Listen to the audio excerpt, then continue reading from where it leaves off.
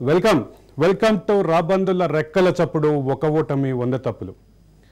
కేసీఆర్ అప్రతిహాత విజయాలు 2014 2018లో అప్రతిహాత విజయాలు చూసిన తర్వాత 2023లో జరిగిన ఓటమి, ఆ ఓటమికి సంబంధించినటువంటి కారణాలను విశ్లేషించే పనిలో ఉన్నాం మనం. అయితే 2014 కాదు, 2001 తర్వాత కేసీఆర్ ఎక్కడుంటే ఆయన అక్కడున్నారు. కేసీఆర్ అండగా ఉన్నారు, కేసీఆర్కి ప్రతి క్షణంలోనూ తోడున్నారు. అటువంటి ఒక ముఖ్యమైన నాయకుడిని తెలంగాణ ఉద్యమంలోనే కాదు, తెలంగాణ ఉద్యమం తర్వాత ప్రభుత్వంలో 2014 తర్వాత ప్రభుత్వంలోనూ కీలక పాత్ర పోషించినటువంటి ఒక నాయకుడిని కేసీఆర్ దూరం చేసుకున్నారు. ఆయన లేకుండా 2023 ఎన్నికలకు వెళ్ళి కేసీఆర్ ఓటమి పాలయ్యారు. కేసీఆర్ ఓటమిలో ఆయనను దూరం చేసుకోవడం కూడా ఒక కారణం ఉందా? అదే సందర్భంలో ఆయన ఉద్యమ కాలంలో కరడుగట్టిన సమైక్యవాదుల్ని సైతం తన వ్యవహార శైలిలో మెప్పించినటువంటి వ్యక్తి. విద్యార్థి దశలో చాలా తీవ్రమైనటువంటి ఉద్యమాలకి నాయకత్వం వహించినటువంటి వ్యక్తి. విద్యార్థి సమస్యలపై అలుపెరగని పోరాటం చేసిన వ్యక్తి. ఎస్, ఆయనే ఈటెల రాజేందర్ గారు. ఈరోజు మన షోలో ఈటెల రాజేందర్ ఉన్నారు. నమస్కారం రాజేందర్ గారు, స్వాగతం. నేను చాలా కొద్ది మందికి చేతులెత్తి నమస్కారం పెడతా. మీ వ్యవహార శైలి, మీకు సంబంధించినటువంటి పోరాటం, వీటన్నిటిని మేము విద్యార్థి దశ నుంచే వినున్నాం. అటువంటి మీరు తర్వాత కాలంలో వ్యాపారంలో కూడా సక్సెస్ఫుల్ వ్యక్తిగా ఉన్నారు. తెలంగాణ ఉద్యమ కాలంలో కూడా చాలా సక్సెస్ఫుల్గా ఉన్నారు. ఏదైతే అసెంబ్లీలో అవమానం పొందారో అదే అసెంబ్లీలో ఆర్థిక మంత్రిగా బడ్జెట్ ప్రవేశపెట్టి తెలంగాణ ఉద్యమకారులకి, తెలంగాణ వాదులకి, ఆశలకి ఊపిరిలూదారు. అటువంటి మీరు 2014-18లో కేసీఆర్ తోటే ఉండి 23 ఆయన ఎన్నికలకు వెళ్ళింది మీరు లేకుండా. ఈ తేడా క్లియర్గా కనిపిస్తుంది. మీకేమనిపిస్తుంది 2018, 2014 ఎన్నికలు చూసినాక 2023 ఎన్నికలు ఎట్లా అనిపిస్తున్నాయి? యాక్చువల్గా కేసీఆర్ గారు తన స్వయంకృతాపరాధం తప్ప ఇలా వేరే వాళ్ళ తప్పు లేదు. వారు మాట్లాడితే ఎమ్మెల్యేల మీద వ్యతిరేకత ఉంది అని మాట్లాడిన తప్ప ఎమ్మెల్యేల మీద వ్యతిరేకత కంటే కూడా కేసీఆర్ గారి యొక్క నియంతృత్వ పోకడలు కావచ్చు, కేసీఆర్ గారి ఏకపక్ష పరిపాలన కావచ్చు, కేసీఆర్ అంతిమంగా చైతన్యాన్ని, ఉద్యమాన్ని, ఉద్యమకారులని, ప్రజలను లెక్క చేయని తనం కావచ్చు, ఇవి మాత్రమే ఓటమికి కారణాలు తప్ప ఏదో వారు డెవలప్మెంట్ చేయలేదు లేకపోతే ఇంకేదో చేయలేదు దాంట్లో కాదు అసలు. యాక్చువల్గా రెండో అతి ముఖ్యమైనటువంటి అంశం ఏంటంటే, అసలు 2018లో కూడా అంత గొప్ప విజయం ఏదో చేకూరిందో దానికి కూడా అనేక కారణాలు ఉన్నాయి విజయానికి కూడా. కానీ 2023లో ఈ ఓటమికి పునాది 23 కాదు, 2019లోనే పునాది పడ్డది. మీరు 2019లో పార్లమెంట్ ఎన్నికలు కనుక చూస్తే వారు హిందుగాళ్ళు, బొందుగాళ్ళు అనే పద్ధతి కానీ, సారు కారు 16 అనేటువంటి అహంకారపూరితమైనటువంటి నినాదాలు కానీ ఎప్పుడు కూడా ఎన్ని గెలుస్తారు, ఎట్లా గెలుస్తారు అనే దాన్ని పార్టీలు చెప్పలేవు, నాయకులు చెప్పలేరు. అది ప్రజల యొక్క హక్కు. అది దాన్ని కూడా వీళ్ళు శాసించారు. అంటే మనకు 16 సీట్లు వస్తాయి, ప్రజలు 16 సీట్లు గెలిపిస్తున్నటువంటి అహంకారపూరితమైన మాటలు ఏమవుతున్నాయో దానికి ఆనాడే అక్కడ ప్రజలు మీది కాదు బిడ్డ, ఇది మాది అని చెప్పారు 19లో. ఎస్, ఇప్పుడు కూడా నాయకులు చరిత్ర నిర్మాతలు కారు, నాయకులు చరిత్రను మార్చలేరు. అంతిమంగా నాయకుడు నాయకత్వం వహిస్తుండొచ్చు కానీ ప్రజలు మాత్రమే చరిత్ర నిర్మాతలుగా ఉంటారు. ఇవాళ మనం చూస్తున్నాం, సారు కారు 16 అన్నప్పుడు 4 సీట్లు భారతీయ జనతా పార్టీ గెలిచింది, 3 సీట్లు కాంగ్రెస్ పార్టీ గెలిచింది, 2 సీట్లలో కాంగ్రెస్ పార్టీ అతి తక్కువ మేరతో ఓడిపోయింది, భారతీయ జనతా పార్టీ కూడా 1 సీట్ అతి తక్కువ, అంటే దాదాపు 10 సీట్లు ఆల్రెడీ కోల్పోయింది. దానికి కారణం ఏంటి? మేమేదో రెండవసారి అధికారాన్ని కట్టబెడితే మంచిగా పరిపాలిస్తారని చెప్పి మేము భావించినాం.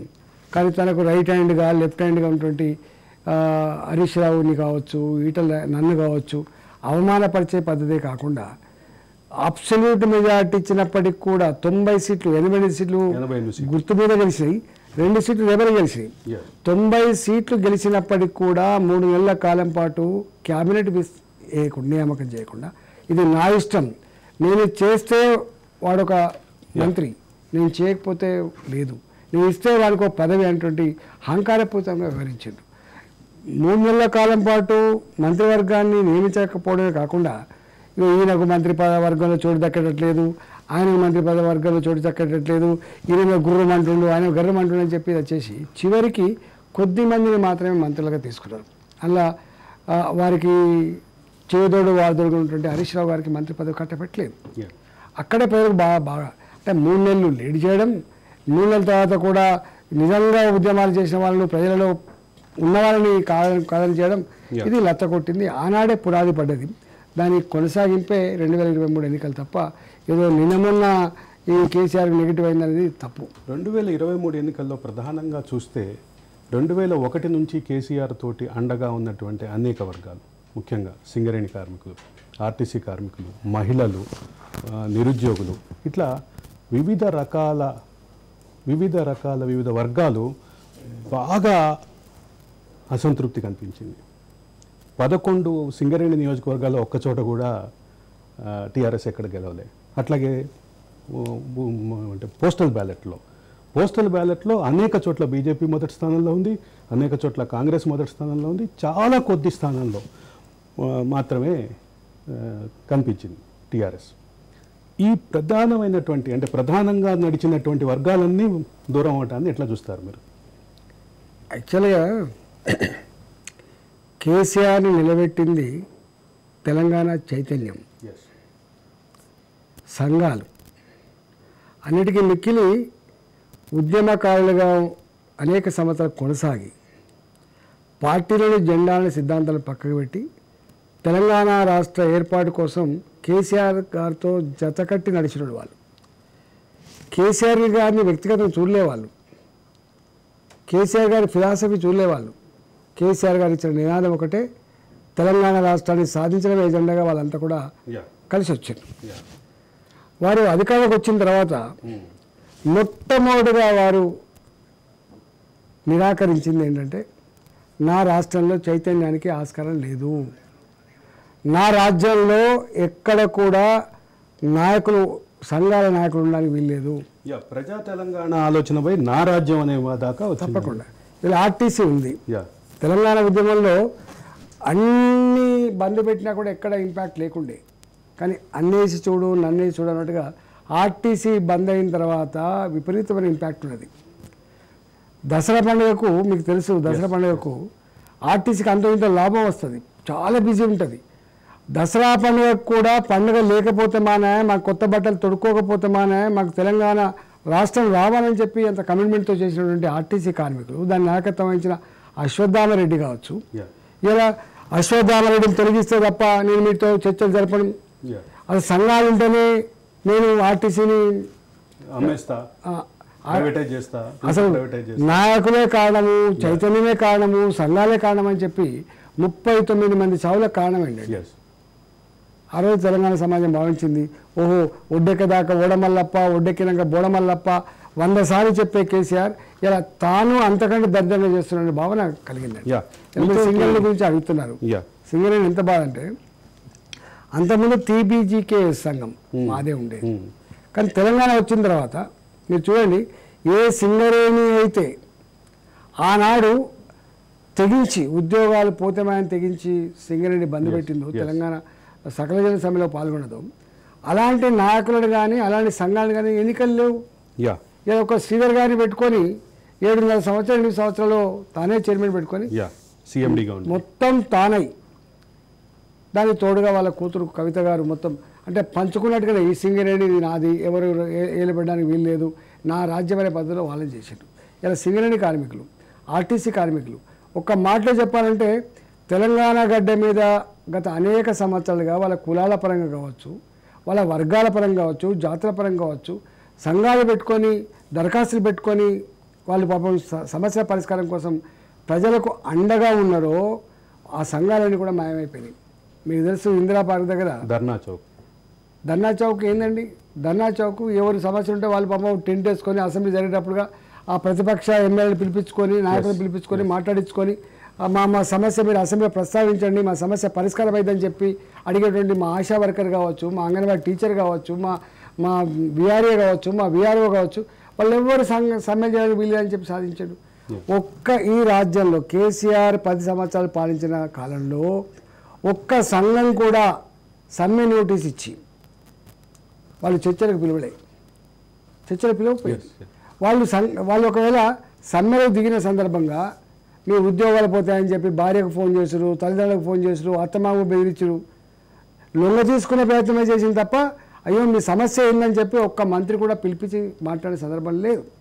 ఇలా ఎమ్మెల్యేలు కావచ్చు, మంత్రులు కావచ్చు, అందరూ ఈ సంఘాల నాయకులు వాళ్ళ దగ్గర పోయినప్పుడు అన్న మాట ఏంటంటే, అయ్యా మా చేతులు ఏం లేదు, ముఖ్యమంత్రి గారికి చెప్పే దమ్ము మాకు లేదు, ముఖ్యమంత్రి మాకు కలిసే ప్రసక్తి లేదు, మీకు అంతకంటే కలిసే ప్రసక్తి లేదు, మీ కర్మ అని చెప్పింది తప్ప ఏ మంత్రి కానీ ఏ ఎమ్మెల్యే కానీ నేను తీసుకుపోతుందా ముఖ్యమంత్రి దగ్గరికి అని చెప్పి ధైర్యంగా తీసుకుపోయిన మంత్రి లేడు. ధైర్యంగా తీసుకుపోయిన మంత్రులకి ఎమ్మెల్యేలకి అపాయింట్మెంట్లు లేని పరిస్థితి, ప్రగతి భవన్ ఎంట్రీ లేని పరిస్థితి. ఈ విషయంపై మరింత చర్చలోకి వెళ్లే ముందు మీతో మాట్లాడటానికి సయ్యద్ రఫీ ఉన్నారు. మీకు గుర్తుంటుంది, సయ్యద్ రఫీ ఇంకెన్నాళ్ళు సినిమా డైరెక్టర్ అండ్ ప్రొడ్యూసర్. తెలంగాణ ఉద్యమంలో అనేక సమస్యలకి, అనేక ప్రశ్నలకి సమాధానాలు చెప్పినటువంటి సినిమా ఇంకెన్నాళ్ళు సినిమా. రఫీ గారు నమస్కారం.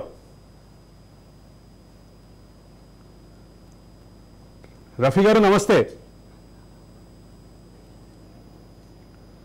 హలో రఫీ గారు నమస్తే. ఈటలన్న నమస్తే. ఈటల గారు ఉన్నారు. అదే ఈటలన్న గుర్తుపట్టిండి, అడగండి.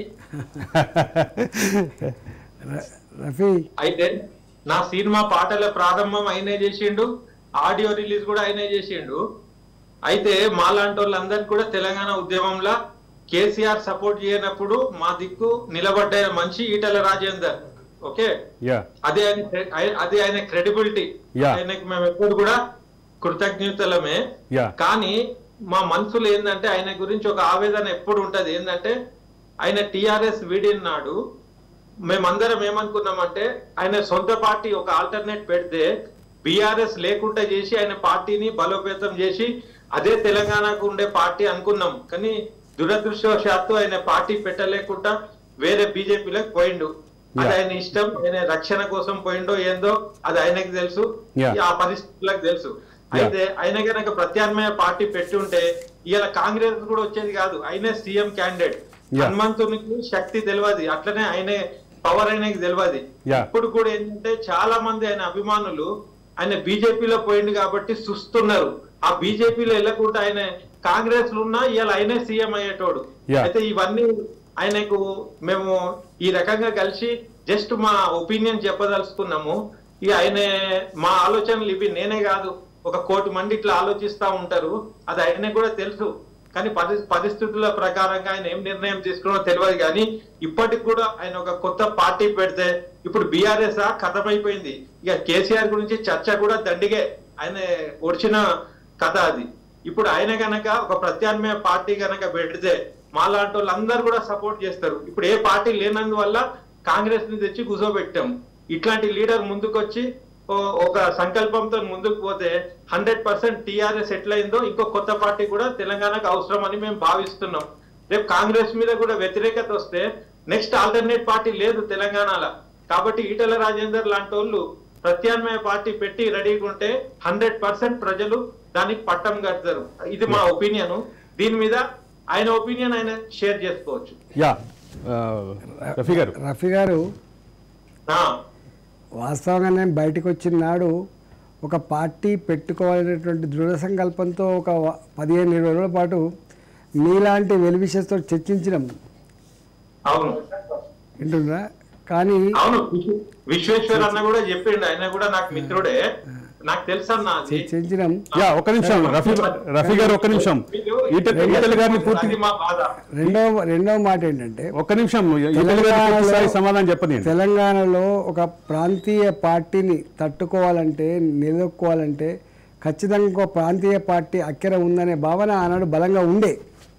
మీరు ఇవాళ చెప్తుంటే ఇవాళ కూడా ఉందంటే ఉండొచ్చు, నేను కాదంటలేను. రెండవది ఏదో వాళ్ళ దగ్గరికి పోతారు రక్షణ, వీళ్ళ దగ్గరికి పోతారు రక్షణ, అవన్నీ ఇప్పటికీ కొంతమంది పనిగట్టుకొని చేసిన విషప్రచారం తప్ప దాంట్లో పసలేదు. ఎక్కడ ఈటల రాజేందర్ అంటోడు భయపడతాడా? ఈటల రాజేందర్ అంటోడు ఎక్కడ తప్పు చేసే ప్రయత్నం చేస్తాడా? ఈటల రాజేందర్ అంటోడు 20 సంవత్సరాల చరిత్ర ఇట్లా కళ్ళ ముందు కనబడుతూ ఉంటుంది.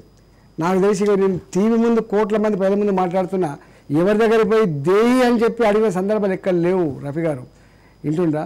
ఏదైనా ఆపదత్తే అవసరం పడితే మీలాంటి మిత్రులతో షేర్ చేసుకొని ఉద్యమంలో ముందుకు నడిచిన తప్ప ఎక్కడ ఎవరితో రాజీ పడే ప్రసక్తి లేదు.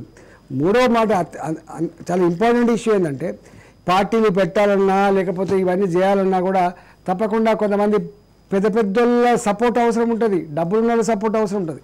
కానీ మేము ఒక్కనాడు కూడా పలానా ఆయన దగ్గర ఇంత డబ్బు తెచ్చుకుంటే మనం ఆయన బాకీలో పడిపోయి ఆయన చెప్పిన పని చేసే పరిస్థితి వస్తుందేమో అని చెప్పి ఎక్కడ పోకపోతుంటాం. మేము ఉన్నంతలో జరుపుకునే ప్రయత్నం చేసిన తప్ప ఎక్కడ పోలేదు.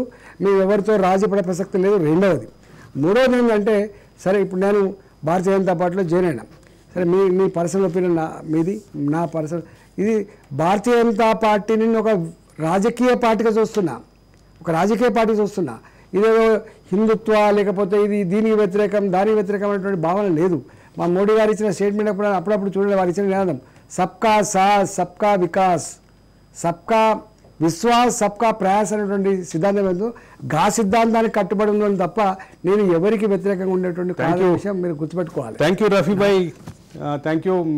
మీరు లైవ్లోకి వచ్చి మీ అభిప్రాయం తెలియజేసినందుకు ధన్యవాదాలు. ఇది ఒక పక్కన ఇలా ఉంటే నేను ఎప్పటి నుంచో మిమ్మల్ని అడగాలనుకున్న మాట, పాత మాట, తలెక్కడ పెట్టుకుంటావు రాజేంద్ర అన్నప్పుడు సమైక్యవాదులు కూడా చాలామంది బాధపడ్డారు. కరడుగట్టిన సమైక్యవాదులు కూడా అరే ఈ రాజేందర్ని ఈ మాట అనకుండా ఉండాల్సిందే అని బాధపడ్డారు. కానీ అదే అసెంబ్లీలో మళ్ళీ గెలిచి వచ్చి మంత్రిగా బడ్జెట్ ప్రవేశపెట్టినప్పుడు మీకేమనిపించింది? యాక్చువల్గా సమైక్య రాష్ట్రంలో మేము మా పాత్ర నిర్వహిస్తున్నప్పుడు ఒకసారిగా అనేక రకాల అవమానాలకు మేము గురైనాం, బాధపడేది. నేను తెలంగాణ రాష్ట్రం సాధించిన తర్వాత అదే అసెంబ్లీలో బడ్జెట్ పెట్టేటువంటి అవకాశం వచ్చినప్పుడు నేను ఫస్ట్ సెంటెన్స్లో చెప్పిన తల ఎక్కడ పెట్టుకుంటావు రాజేంద్ర అని అవమానాన్ని దిగమింకున్న ఈ సభలో నేనుగా 1,00,000 కోట్ల బడ్జెట్ని ప్రవేశపెడుతున్నా అని చెప్పడమే కాకుండా ఈ బడ్జెట్ ఏదో అందరూ అనుకున్నట్టుగా ఇది రాజుల సొమ్ము రాళ్లపాలు కాదు. ఇది తెలంగాణ ప్రజలు రక్త మాంసాలతో చెమట బిందువుల మీద కట్టబడ్డ పనుల పైసలకు అనేక రకాల సవాళ్ళు ఉన్నాయి, అనేక రకాల సమస్యలు ఉన్నాయి. అవి పరిష్కరించేటువంటి పద్ధతికి రూపకల్పన చేస్తామని చెప్పినాం. అట్లా నిజంగా కూడా ప్రతినిత్యం కదా, ఒకరోజు రెండు కదా, దాదాపు 10 సంవత్సరాల కాలం పాటు ఈసరించుకున్న అవమానాలు గురైన అందులోనే మొక్కలు కడుక్కొని అందులోనే పడుకున్న అసలు తీసుకుపోయి గురగొర ఈడ్చుకుండా బయట పడేసిన ఎన్ని కేసులు పెట్టినా ఎన్నిసార్లు జైలుకు పంపించినప్పటికి కూడా ఇవాళ ఆనాడు గౌరవంగా ఫీల్ అయ్యేది, జైలుకు పోయినా గౌరవంగా ఫీల్ అయ్యేది, మేము ఎప్పుడన్నా అనుకోకుండా దెబ్బలు తిన్నా గౌరవంగా ఫీల్ అయ్యేది, అసెంబ్లీలో మనం అవమానపరిచిన గౌరవంగా ఫీల్ అయ్యేది. ఎందుకంటే ఉద్యమం కోసం చేస్తారు, మా సొంతం కోసం చేస్తారు. తెలంగాణ రాష్ట్ర సహకారం అనే ఒక టార్గెట్ తోటి డెఫినెట్గా 10 సంవత్సరాల తర్వాత అసెంబ్లీలో మేము నిర్వహించిన పాత్ర బిగినింగ్లో చాలా గొప్పగా ఉండే. అక్కడి నుంచి ఎక్కడ డీవియేట్ అయింది? ఇక వారు నాకు తెలిసి మంత్రులేంది, ఎమ్మెల్యేలేంది, ఎంపీలేంది, ప్రజలేంది అన్నీ నాకే తెలిసిన ధోరణికి అడుగుపెట్టిండు. దాంట్లో చిన్న 2-3 ఎగ్జాంపుల్ చెప్తా. ప్లీజ్. వారికి గుర్తుందో లేదో నాకు తెలియదు, వారికి గుర్తుంటుంది బాగా. కేసీఆర్ గారికి కడియం సిఆర్ గారు, తుమ్మల నాగేశ్వరరావు గారు, హరీష్ రావు గారు, నేను, ఇంద్రకరణ్ రెడ్డి గారు 5 కలిసి హౌసింగ్ పాలసీ మీద ఒక మంత్రివర్గ ఉపసంఘం ఏర్పడ్డది. మేము బాగా స్టడీ చేసి ముఖ్యమంత్రి గారికి ఒక నివేదిక ఇవ్వాలి. డబుల్ బెడ్రూమ్ తెలంగాణలో ఎన్ని అవసరం ఉన్నాయి, ఎట్లా కట్టాలి, దానికి అయ్యే అవసరమైన డబ్బులు ఏంటి, ఇవన్నీ మేము ఇవ్వాలి. ఏసీ మేమంతా ఈ పని చేస్తూనే ఉన్నాం. మా రిపోర్ట్ వారు సబ్మిట్ కాకముందే వారు పాలసీ ప్రకటించేసింది. డబుల్ బెడ్రూమ్లు అనేవి నేనే కడతా, గవర్నమెంట్ పూర్తిగా కడుతుంది, ప్రైవేట్ వాళ్ళు వాళ్ళ జాగా కట్టుకునేటువంటి హక్కు లేదు అని చెప్పి ఇచ్చి పడేసింది. అంటే ఎందుకు చెప్తున్నా అంటే మంత్రివర్గ ఉపసంఘం మీద వారికి ఉన్న గౌరవం గది. మేము ఒక అడ్వకేట్ జనరల్ ఎందుకు నియమిస్తలేవు అని చెప్పి రాజశేఖర్ గారు ముఖ్యమంత్రి అడిగితే దీనికి నమ్మకస్తులు కావాలని చెప్పినప్పుడు 4 కోట్ల ప్రజల మీద నీకు విశ్వాసం లేనప్పుడు, మా ఒక్క అడ్వకేట్ మీద కూడా నీకు విశ్వాసం లేనప్పుడు మమ్మల్ని పాలించే నైతిక హక్కు మీకు ఎక్కడిది అని చెప్పి అన్నాడు. మేము అడిగినాం. ఇక్కడ 4 కోట్ల మంది ప్రజలలో 4 కోట్ల ప్రజలలో మంత్రులుగా ఉన్నది 17-18 మంది మాత్రమే. ఈ 17-18 మంత్రుల మీద కూడా వారి నమ్మకం లేకపోతే ఇంకేముంటుంది చెప్పండి. అంటే మా నిబద్ధత మీద మాకున్న అనుభవం 17-18 మందిలో కేటీఆర్కి ఏమైనా మినహాయింపు ఉందా? కేటీఆర్ కూడా అదే రకంగా చూసేదా? కేటీఆర్ వారితో కలిపితే 18 మంది 17 మంది మంత్రులే. ఎస్ 17 మందిలో 17 మంది 17 కేటీఆర్ గారు కూడా మాతో పాటు భంగపడ్డే బాధపడ్డే నాకు తెలిసి. కేటీఆర్ కూడా మీతోటి పాటుగా ఇబ్బంది పడే వ్యక్తి అంటారా? ఇక్కడ కేటీఆర్ గారు వేరు, ఈటల గారు వేరు కాదు, అందరూ ఒకటే కాట కట్టబడ్డారు అక్కడ. ఓకే, ఎవరికి తెలియలేదు, యా నాకే అన్ని తెలిసిన భావన ఉంటుంది వారికి. గుర్తుపెట్టుకోండి, వారు పెద్దవారు కావచ్చు, మాకంటే వయసులో పెద్దవారు, మాకంటే ఎక్కువసార్లు గెలిచిన అనుభవం ఉండొచ్చు, వారికి అనేక రంగాల్లో నిష్ణాతులు కావచ్చు కాక, కానీ ఇతరులు చెప్పేది కూడా వినాల్సిన ధర్మం ఉంటుంది. అయితే నాకు ప్రధానంగా కనిపించినటువంటి ఒక ప్రధానమైన అంశం ఏంటంటే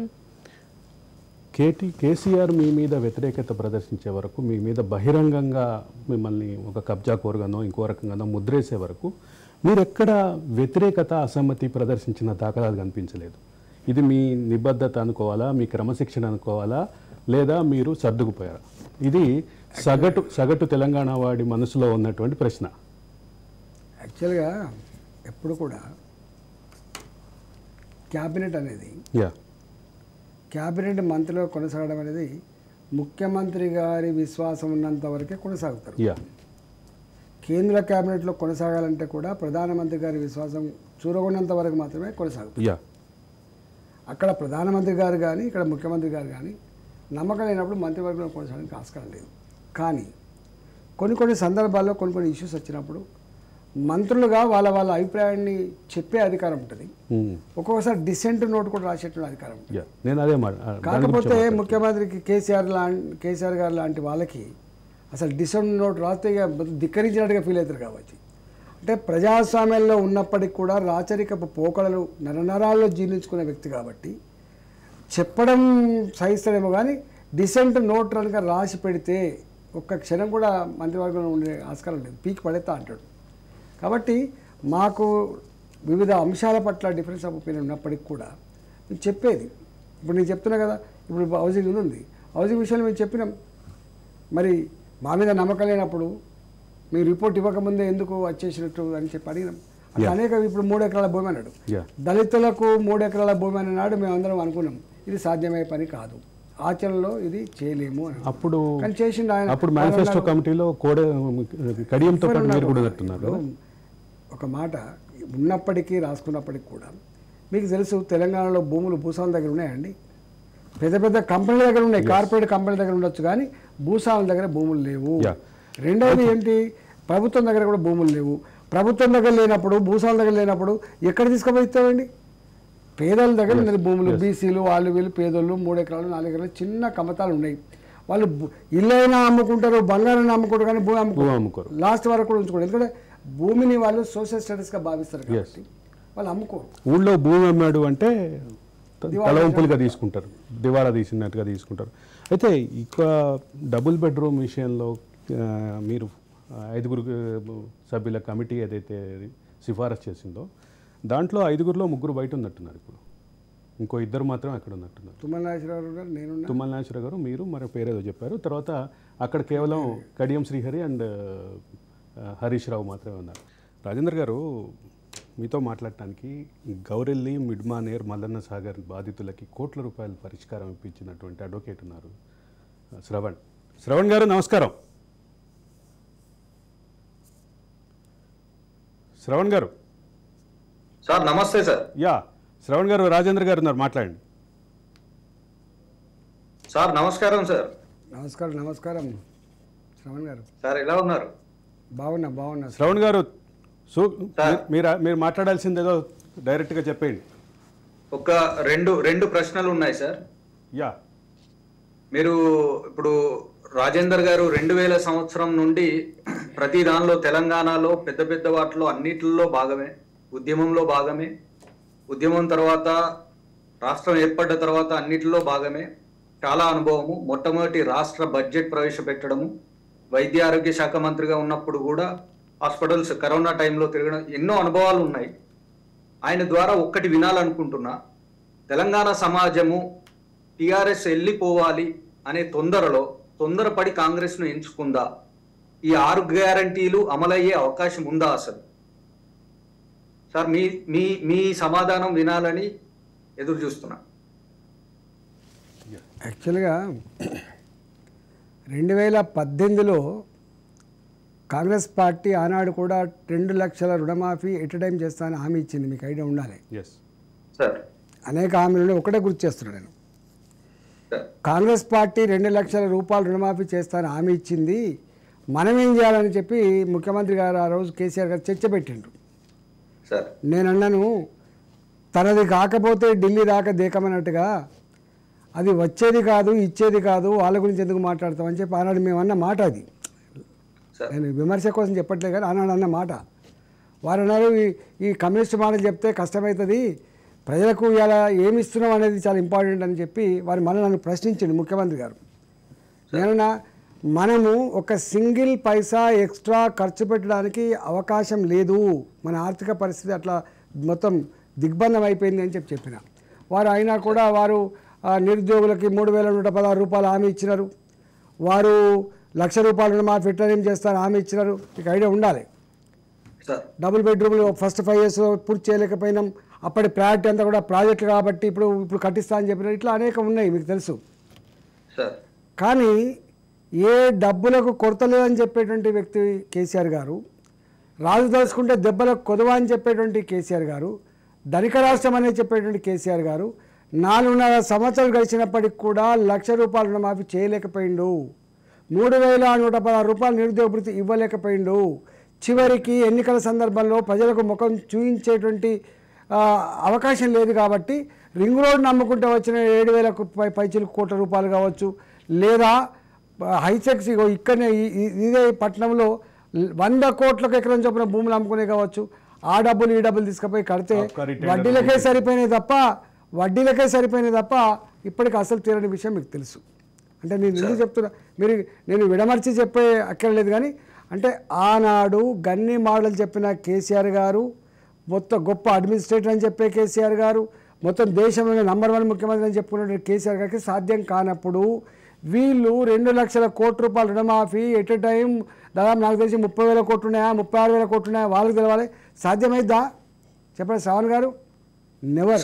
అంటే పాత ఆర్థిక మంత్రిగా, ఆర్థిక వ్యవస్థ మీద అవగాహన ఉన్న మంత్రిగా, నేను పెద్ద ఎకనామిస్ట్ని కాను, నేను పెద్ద ఫిలాసఫర్ని కాను, కానీ నేను గవే చేయలేకపోయినప్పుడు గిదెట్లా సాధ్యమైందని చెప్పి నేను అనుకుంటున్నా. ఇక ఇప్పుడు ఇంకా మిగతా ఈ 2,500 రూపాయలు నెలకు మహిళలకు ఇచ్చే ప్రోగ్రాం కావచ్చు, మరి ఏ క్రైటీరియాతో ఇస్తారు వాళ్ళు ఇచ్చి పెట్టింది అన్నీ, కానీ ఎవరికి ఇస్తారు, ఎట్లా ఇస్తారు, ఎప్పటిలోపు ఇస్తారు, ఏ వయసులోకి ఇస్తారు, ఏ ఎకనామిక్ క్రైటీరియా ఇస్తారు అనేది ఏం చెప్పలేదు. మరి ఇప్పుడు అవన్నీ నిర్ధారిస్తున్నప్పుడు చేస్తూ ఉంటుంది, ఏమి ఇస్తారనేది. మొట్టమొదలు రైతు బందే వేయలేకపోయింది సార్, దాని మీద మీ ఒపీనియన్? అసలు ఇప్పుడు హైంటూమ్ అవుతుంది శ్రావణ్ గారు, హైంటూమ్ అవుతుంది. మీకు తెలియదా, కేసీఆర్ గారే చివరి 6 నెలలు ఏడాదిలో ఏం చెప్పేది, జీతాలు సకాలంలో ఇవ్వలేకపోతున్నా మీరు అర్థం చేసుకోండి అన్నాడు. ధనిక రాష్ట్రం అని ఆయన చెప్పిండు, సంపద కొదలేని ఆయన చెప్పిండు. ఒక 4 జిల్లాలు ఫస్ట్ వీక్లో, ఒక 4 జిల్లాలు సెకండ్ వీక్లో, ఒక 4 జిల్లాలు థర్డ్ వీక్లో జీతాలు ఇచ్చే సందర్భం లేదా శ్రావణ్ గారు? చివరికి ముసలి వాళ్ళకి ఇచ్చే పెన్షన్ కూడా ఒక నెల పెన్షన్ ఇంకో నెల ఇచ్చే సందర్భం లేదా చెప్పండి? సాధ్యమైద్దా? వారు దిగిపోయేటప్పటికి కూడా డబుల్ బెడ్రూమ్ కట్టలే. మీకు తెలియదా? ఇవాళ కేంద్రం ఇచ్చినటువంటి డబుల్ బెడ్రూములు 2,33,000 ఇండ్లు ఇస్తే గవే ఇంత కట్టే ప్రయత్నం చేసింది తప్ప, కేంద్రం పరిధిలో ఉంటుండి హడుకో డబ్బులు తెచ్చి దాదాపు 11,000 12,000 కోట్లు అప్పు తెచ్చి కట్టిన తప్ప ఈ రాష్ట్ర ప్రభుత్వం నుంచి వెళ్ళి పెద్ద హౌసింగ్ కోసం కూడా ఖర్చు పెట్టే సందర్భం లేదు. దాదాపు నాకు తెలిసి ఒక 1,500 కోట్ల 1,600 కోట్ల ఖర్చు పెట్టచ్చు తప్ప అంతకంటే ఒక సింగిల్ పైసా హౌసింగ్ మీద ఖర్చు పెట్టే సందర్భం లేదు. అంటే అర్థం ఏంటి? లేకపోతేనే కదా, డబ్బులు లేకపోతేనే కదా. ఇవాళ వారే అంటున్నారు మొత్తం కుల్లా చేసి పెట్టి మొత్తం ఫైనాన్స్ అంతా కూడా కుప్పగూలిపోయింది, అప్పులు పుట్టే పరిస్థితి లేదు. ఫస్ట్ ప్రధానమంత్రి గారి దగ్గర పోయిండ్రు, ఆర్థిక మంత్రి గారి దగ్గర పోయిండ్రు, మాకు రిజర్వ్ బ్యాంక్ ఆఫ్ ఇండియా నుంచి లోన్ తీసుకునే వెసులుబాటు కల్పించమని చెప్పి వేడుకున్నారు. మీరు చూసిన అవంతా కూడా. అందుకని ఇవాళ జీతభత్యాలకే కష్టంగా ఉన్నటువంటి ఈ సందర్భంలో రైతు బంధువు కావచ్చు, రేపు రైతు రుణమాఫీ కావచ్చు, రేపు మహిళలకు ఇచ్చే 2500 రూపాయలది కావచ్చు, లేకపోతే ఇవాళ రంగుల కళ చూపించేటువంటి డబుల్ బెడ్రూమ్ కావచ్చు, ఇవన్నీ ఎట్లా అమలైతే అని వేచి చూడాల్సిందే. ఇప్పటికే మనం చూస్తూ ఉన్నాం. థ్యాంక్ యూ శ్రవణ్ గారు మీ అభిప్రాయాలు తెలియజేసినందుకు.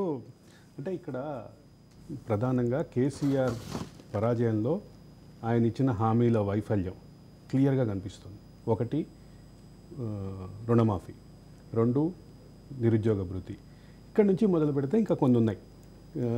డబుల్ బెడ్రూమ్ ఇల్లు కానీ 3 ఎకరాలు కానీ అవన్నీ అవుట్డేట్ అయిపోయినాయండి.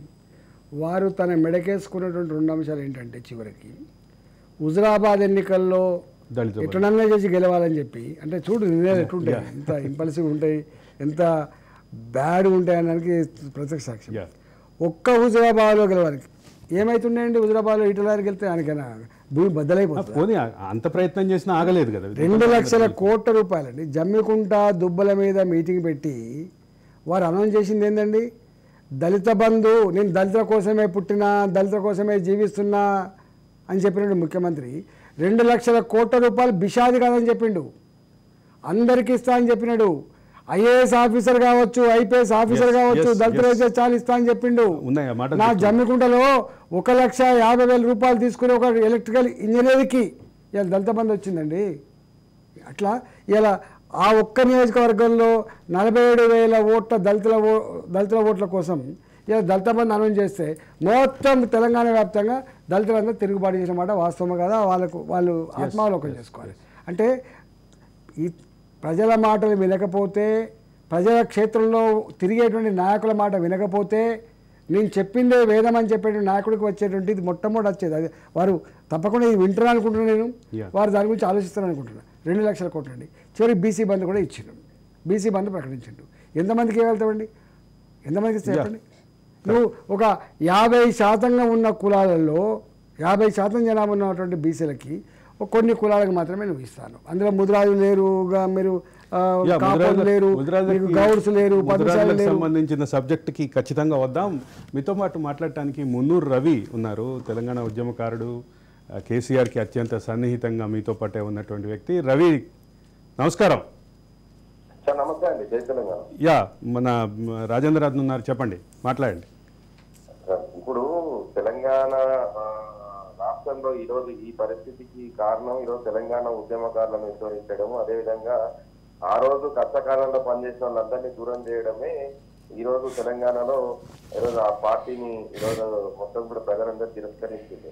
సో అట్లానే ఆ రోజు రాజేంద్ర సార్ విషయంలో కూడా ఒక తప్పు జరిగింది. అప్పుడు ఏదో పునరాలోచన చేసి అది చేసింటే నిజంగా సార్ని గౌరవించుకుని ఉంటే ఈరోజు చాలా గొప్పగా ఉండేది అనేది ఉన్న పార్టీలో ఉన్న ప్రతి కార్యకర్త ఆ రోజు నుంచి కూడా ఈ రోజు వరకు కూడా అదే కోరుకున్నారు కూడా.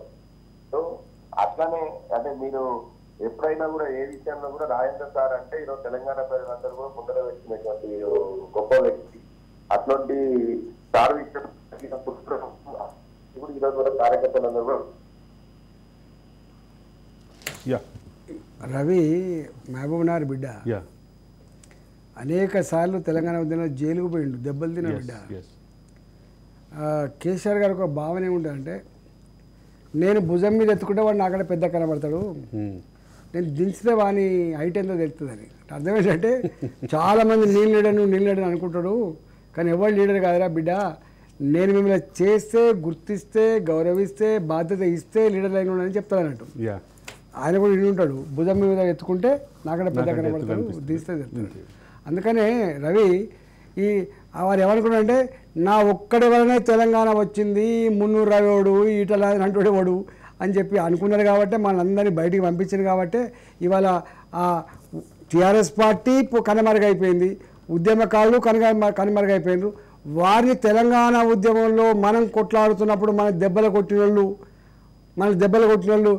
చిటికలేసి ఏమనుకుంటున్నావు బగాయిస్తా అని చెప్పి బెదిరించిన వాళ్ళు, నా కాలికి గోటుకు సరిపోవని చెప్పి కామెంట్ చేసిన వాళ్ళందరూ ఆయన బాగా దగ్గరైండు. అత్యంత ఆప్తులైనరు, సన్నిహితులైనరు. నీలాంటి జైలుకు పోయిన బిడ్డ, నాలాంటి జైలుకు పోయిన బిడ్డ మాత్రం ఆయనకు చేదు కనబడరు. అందుకనే మన ఉసురు తగిలింది రవి. అయితే అదే సందర్భంలో ఇంకొక విషయం ప్రస్తావన చేయాల్సిన పాయింట్ ఇక్కడ, అంటే మీ మీదైతే భూ కబ్జా ఆరోపణలు చేసి మిమ్మల్ని ఒక విలన్గా చూపించడానికి ప్రయత్నం చేసిందో, నిజంగా భూ కబ్జాలకు సంబంధించినటువంటి కొన్ని కేసులు తీసుకెళ్ళి సీఎం ఆఫీస్లో రవి స్వయంగా ఇచ్చారు నాకు. రవి అవి దానికి సంబంధించిన స్కాన్ డాక్యుమెంట్ కూడా పెట్టారు. అటువంటి రవి చేసినటువంటి ఆరోపణలు ఎవరైతే ఉన్నాయో ఆయన బీసీ కార్డు పెట్టుకుని బయటపడ్డాడు. బీసీ మంత్రి మీద ఆరోపణలు అనే కారణం చూపించుకుని బయటపడ్డాడు. కానీ మీ దగ్గరకు వచ్చేసరికి బీసీ మంత్రి అనే వర్డ్ వాడకుండా మిమ్మల్ని ఒక దోషిగా నిలబెట్టారు. ఈ పాత సబ్జెక్టు మీకు బాధాకరం, కానీ మనం మాట్లాడగలుగుతాం. నేను ఆ రోజు నేను ఛాలెంజ్ చేసిన, మీరు చూడండి ఎంత అంటే రాజ్యం ఎంత కర్కశంగా ఉంటుంది, రాజ్యం ఎంత దుర్మార్గంగా వ్యవహరిస్తానికి సజీవ సాక్ష్యమే కేసీఆర్. అప్పుడు కూడా చెప్పిన, అప్పుడు పోలేదు, ఇప్పుడు చెప్తున్నాను. అక్కడ నర్సాపూర్ ఎమ్మెల్యే మదన్ రెడ్డి, అక్కడ ఒక ఫామ్ హౌస్ ఉంటుంది విఠల్ రెడ్డి గారిది. ఆ విఠల్ రెడ్డి గారి ఫామ్ హౌస్లో ఇదే ఎమ్మెల్యే గారు కూర్చొని ప్రగతి భవన్లో కూర్చున్న ముఖ్యమంత్రి ఆదేశాలు ఎవరికి ఇస్తాడు? హరీష్ రావుకి ఇస్తే హరీష్ రావు చక్కగా వచ్చి ఆయన కూడా కూర్చొని మీకు డబ్బులు ఇస్తాం, ఈటల అందరు మా ఊళ్ళో ఉన్న పేదల భూములు కొనుక్కున్నాడు, అసైన్మెంట్ భూములు కొనుక్కున్నాడు అని చెప్పి తప్పుడు స్టేట్మెంట్స్ ఇప్పించారు. అంత చిల్లర ఇల్లు. నేను ఆ రోజు కూడా అన్నా, నిజంగానే మరి 2021 గెలిచిన తర్వాత నేను పేదల భూములను గుంజుకున్న వాడిని అయితే, నేను అట్లాంటి తప్పుడు పని చేసిన వాడిని అయితే 2.5 సంవత్సరాలు ఎందుకు జైల్లో పెట్టలేకపోయినాను? మరి నేను ఎందుకు జైల్లో పెట్టలేకపోయింది చెప్పండి? భూముల వ్యవహారాన్ని చూసేది కేంద్ర ప్రభుత్వం కాదు కదా. భూముల వ్యవహారం అంతా కూడా ఎవరి కంట్రోల్లో ఉంటాయి? వాళ్ళ కలెక్టర్ కంట్రోల్లో ఉంటాయి కదా. కలెక్టర్లు ఎవరి కంట్రోల్లో ఉంటారు? ముఖ్యమంత్రి కంట్రోల్ కదా. అంటే వాళ్ళ అంతరాత్మకు తెలుసు, ఈటల రాజేంద్ర అంటోడు ఎంత నిప్పు లాంటోడో, ఈటల రాజేంద్ర అంటోడు ఎవరు సొమ్ము తినకుండా ఎట్లా బతికిండో, ఈటల రాజేంద్ర అంటోడు ఎంత రేషంగాల బిడ్డనో వాళ్ళ అంతరాత్మకు తెలుసు. కానీ ఈటల రాజేంద్ర అంటోని దెబ్బ కొట్టాలంటే వేరే పద్ధతులు లేవు కాబట్టి ఇట్లాంటి చిల్లారి ఆరోపణ చేసిన అనేది ఒక ప్రయత్నం చేసింది. కానీ ఇవాళ కూడా అంటున్నా, ఇవాళ అయితే మా కాంగ్రెస్ పార్టీ ప్రభుత్వం ఉంది, కమిటీ వేయమని చెప్పండి, ఎంక్వైరీ చేయమని చెప్పండి. నేనైతే ఇప్పుడు ప్రతిపక్షాలు ఉన్నా కదా. అందుకని అయితే ఇంకొక ప్రధానమైనటువంటి ఆరోపణ ఇక్కడ, అంటే శ్రీనివాస్ గౌడ్ మీద మున్నూరు రవి ఇచ్చినటువంటి కంప్లైంట్కి సంబంధించిన విషయం మాట్లాడుతున్నాం. శ్రీనివాస్ గౌడ్ మీద ఇచ్చిన కంప్లైంట్నేమో బీసీ అని చెప్పి బీసీ కార్డు వాడేసి పక్కన పెట్టారు. మీ దగ్గరకు వచ్చేసరికి మిమ్మల్ని టార్గెట్ చేశారు. ఇష్యూ మహబూబ్ నగర్లో ఆయన అర్థం చేసుకోవాలి, శ్రీనివాస్ గౌడ్ గారు అర్థం చేసుకోవాల్సిన అంశం ఏంటంటే, మనం అధికారం ఉన్ననాడు ఆహా ఓహో అంటూ మస్తు మంది ఉంటారు. కానీ వెనుక నువ్వు చేసేటువంటి చర్యలు ఏవైతున్నాయో ప్రజల దగ్గర రికార్డ్ అయితే అనేటువంటి సోయి మర్చిపోయినట్టున్నది. దాని ఫలితం ఎట్లుంటుందో ఇలా అనుభవించారు. ఇవాళ నాకు తెలిసి మొత్తం ఎవరెవరు ఎక్కడెక్కడ భూ కబ్జాలు చేసిండ్రు, ఎట్లా దౌర్జన్యం చేసిండ్రు, దుర్మార్గాలు చేసిండ్రు, పోలీస్ స్టేషన్లో అడ్డం పెట్టుకొని సోషల్ మీడియాలో ఒక పోస్ట్ పెడితే కూడా ఆ బిడ్డను తీసుకొని ఎట్లా కొట్టిండ్రు, మఫ్టీలో ఉన్న పోలీసులు రేషంగాల బిడ్డను తీసుకుపోయి ఎట్లా బెదిరించిండ్రు, సంపద అని చెప్పిండ్రు. పోలీస్ స్టేషన్లు కూడా చివరికి ఇలా రాజుగారు చెప్తే ఆట ఆడే బొమ్మలాగా ఎట్లా తయారైనది అవన్నీ ఉన్నాయి. నాకు తెలిసి కాంగ్రెస్ పార్టీ ప్రభుత్వం ఏర్పడింది కాబట్టి కాంగ్రెస్ పార్టీకి ఓట్లేసింది వాళ్ళ మేనిఫెస్టోలను చూసో వాళ్ళ 6 హామీలు చూసి వేయలే. కేసీఆర్ని ఓడగొట్టాలి ఒకటే ఎజెండా. కేసీఆర్ ఓడగొట్టే క్రమంలో ఎక్కడైతే పెద్ద ముద్ద కనబడదో, పెద్ద సంఖ్య కనబడదో వాళ్ళ కోట్లేసి గెలిపించిండ్రు. ఇవన్నిటి గురించి మళ్ళీ వద్దాం. మీతో మాట్లాడటానికి తెలంగాణ ఉద్యమకారుడు నైనాల గోవర్ధన్ ఉన్నారు. నైనాల గోవర్ధన్ని గతంలో కేసీఆర్ బహిరంగంగా తిట్టిన విషయం మీకు గుర్తుంటుంది. నైనాల గోవర్ధన్ నమస్కారం. నమస్కారం. బాగున్నారా గోవర్ధన్ గారు? బాగున్నాను. మీరు బాగున్నారండి? బాగున్నా. వివిధ వేరు క్రమాల్లో దొరగారికి వ్యతిరేకంగా రాష్ట్రాన్ని గత 10 ఏళ్లుగా సర్వనాశనం చేసినటువంటి దొరగారికి వ్యతిరేకంగా ఉద్యమం చేయడం జరుగుతూ ఉంది. చివరికి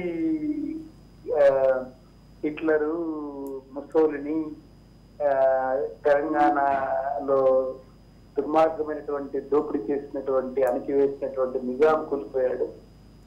చివరికి ఆధునిక చరిత్రలో కేసీఆర్ కూడా కూలిపోయారు. ఆ, ఈ నేపథ్యంలో చివరికి రాష్ట్రాన్ని పోతూ పోతూ ఒక బెగ్గింగ్ స్టేట్ గా మార్చి ఈ 6,71,000 కోట్ల అప్పులు రాష్ట్రంగా చేశారు. అయితే గోవర్ధన్ డైరెక్ట్ గా ప్రశ్న అడగండి. మీరే ఇదే సందర్భంలో ఈటెల గారు కూడా అప్పుడు తెలంగాణ ఉద్యమంలో చాలా సందర్భాల్లో తెలంగాణ రాకముందు అనేక సందర్భాల్లో కలవడం జరిగింది, తెలంగాణ ఉద్యమంలో కలవడం జరిగింది. తర్వాత కూడా ఈ ఏకపక్షంగా కేసీఆర్ పైన యుద్ధమే మా వంతుగా అయిపోయింది, ప్రజా వ్యతిరేక విధానాల కేసీఆర్ పైన. ఈ సందర్భంలో ఈటెల గారిని అంటే ప్రత్యక్ష నా ప్రశ్నకు సంబంధించి ఈటెల గారి ప్రస్థానం వాస్తవంగా ఈ రోజు ఈ స్థితి వారి వ్యక్తిత్వానికి వారిని బీజేపీ నుంచి గెలిపించడానికి కూడా ఆ రోజు కేసీఆర్ వ్యతిరేకంగా ఓటు వేయడానికి కూడా ప్రధాన కారణం ఆయన వ్యక్తిత్వం. ఆయనకు ఉండేటటువంటి పార్టీ స్ట్రక్చర్ కంటే మిగతా బీజేపీలో ఉండేటటువంటి అందరినీ ఈటెల గారిని, రాజేందర్ గారిని పూర్తి భిన్నంగా చూస్తారు. దాని ప్రధాన కారణం ఆయన మొదటి నుంచి పనిచేస్తున్న తీరు, ప్రగతిశీల ఉద్యమాల్లో ప్రగతిశీల కార్యకర్తగా పనిచేసినటువంటి తీరు ఉంది. అయితే ప్రధానంగా నేను భావించేది ఏంటి అంటే కేసీఆర్ కూడా ఈ అంటే బీఆర్ఎస్ గా ప్రజల వ్యతిరేకంగా ఎంతైతే ఉందో కొంత బీజేపీ కూడా సౌత్ ఇండియాకు సంబంధించి కానీ దేశంలో కానీ అదొక కేవలం అదొక హిందూ ఫండమెంటల్ స్టాండ్ తప్ప దానికి ఒక పబ్లిక్ స్టాండ్ గోవర్ధన్ డైరెక్ట్ గా ప్రశ్న అడగండి. కొద్దిగా ఆలోచించి అంటే దానిలోంచి బయటకు రావడమే బెటర్ ఏమో అనిపిస్తుంది. అంటే గోవర్ధన్ ఒక్క నిమిషం, అంటే మీలాంటి ప్రోగ్రెసివ్ పర్సన్ బీజేపీ బీఆర్ఎస్లో ఉండటం ఆయనకు నచ్చట్లే. గోవర్ధన్ గారు చెప్పండి. గోవర్ధన్ గారికి నా విజ్ఞప్తి ఏంటంటే, సరే అనేక సంవత్సరాలుగా కలిసి పనిచేసిన వాళ్ళం మేమంతా లెఫ్ట్ బ్యాక్గ్రౌండ్లో కూడా పనిచేసిన వాళ్ళం మేము. ఇక్కడ భారతీయ జనతా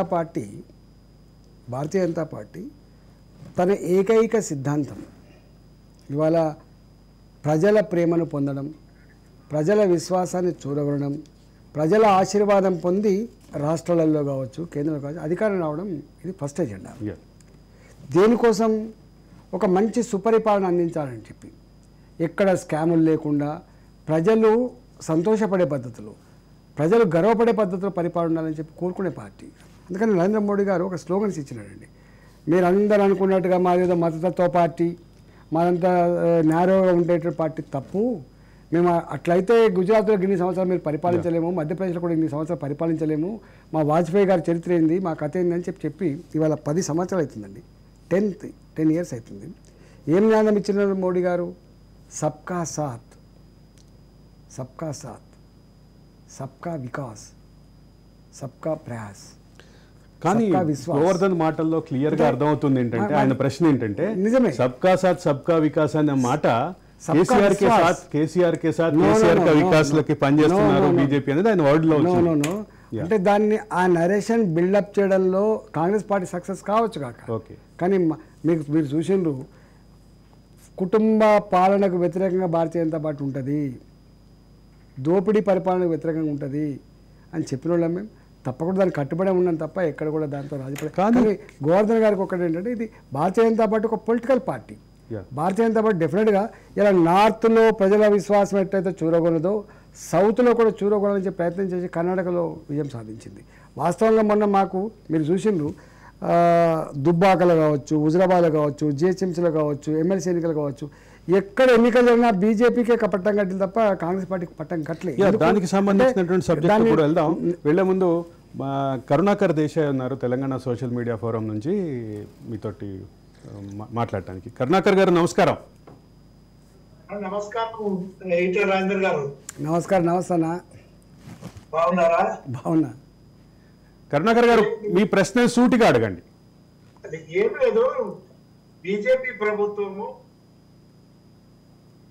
కేసీఆర్ అవినీతి మీద కావచ్చు, బీఆర్ఎస్ ప్రభుత్వం అవినీతి మీద చాలా ఆరోపణలు చేసింది. ముఖ్యంగా లిక్కర్ కేసులో అసలు ఇంత తీవ్రంగా ఇక బీఆర్ఎస్ పార్టీ ఇక కథమైనట్టే. కవిత కేసు కంపల్సరీ ఆమె జైలు, ఇది బీజేపీ పుంజుకునే అవకాశం ఉందని అంతా ఎవరైతే బీఆర్ఎస్ కు వ్యతిరేకంగా రాజకీయాలకు అతీతంగా అన్ని పార్టీల్లో ఉన్నోళ్ళు కూడా అది భావించారు.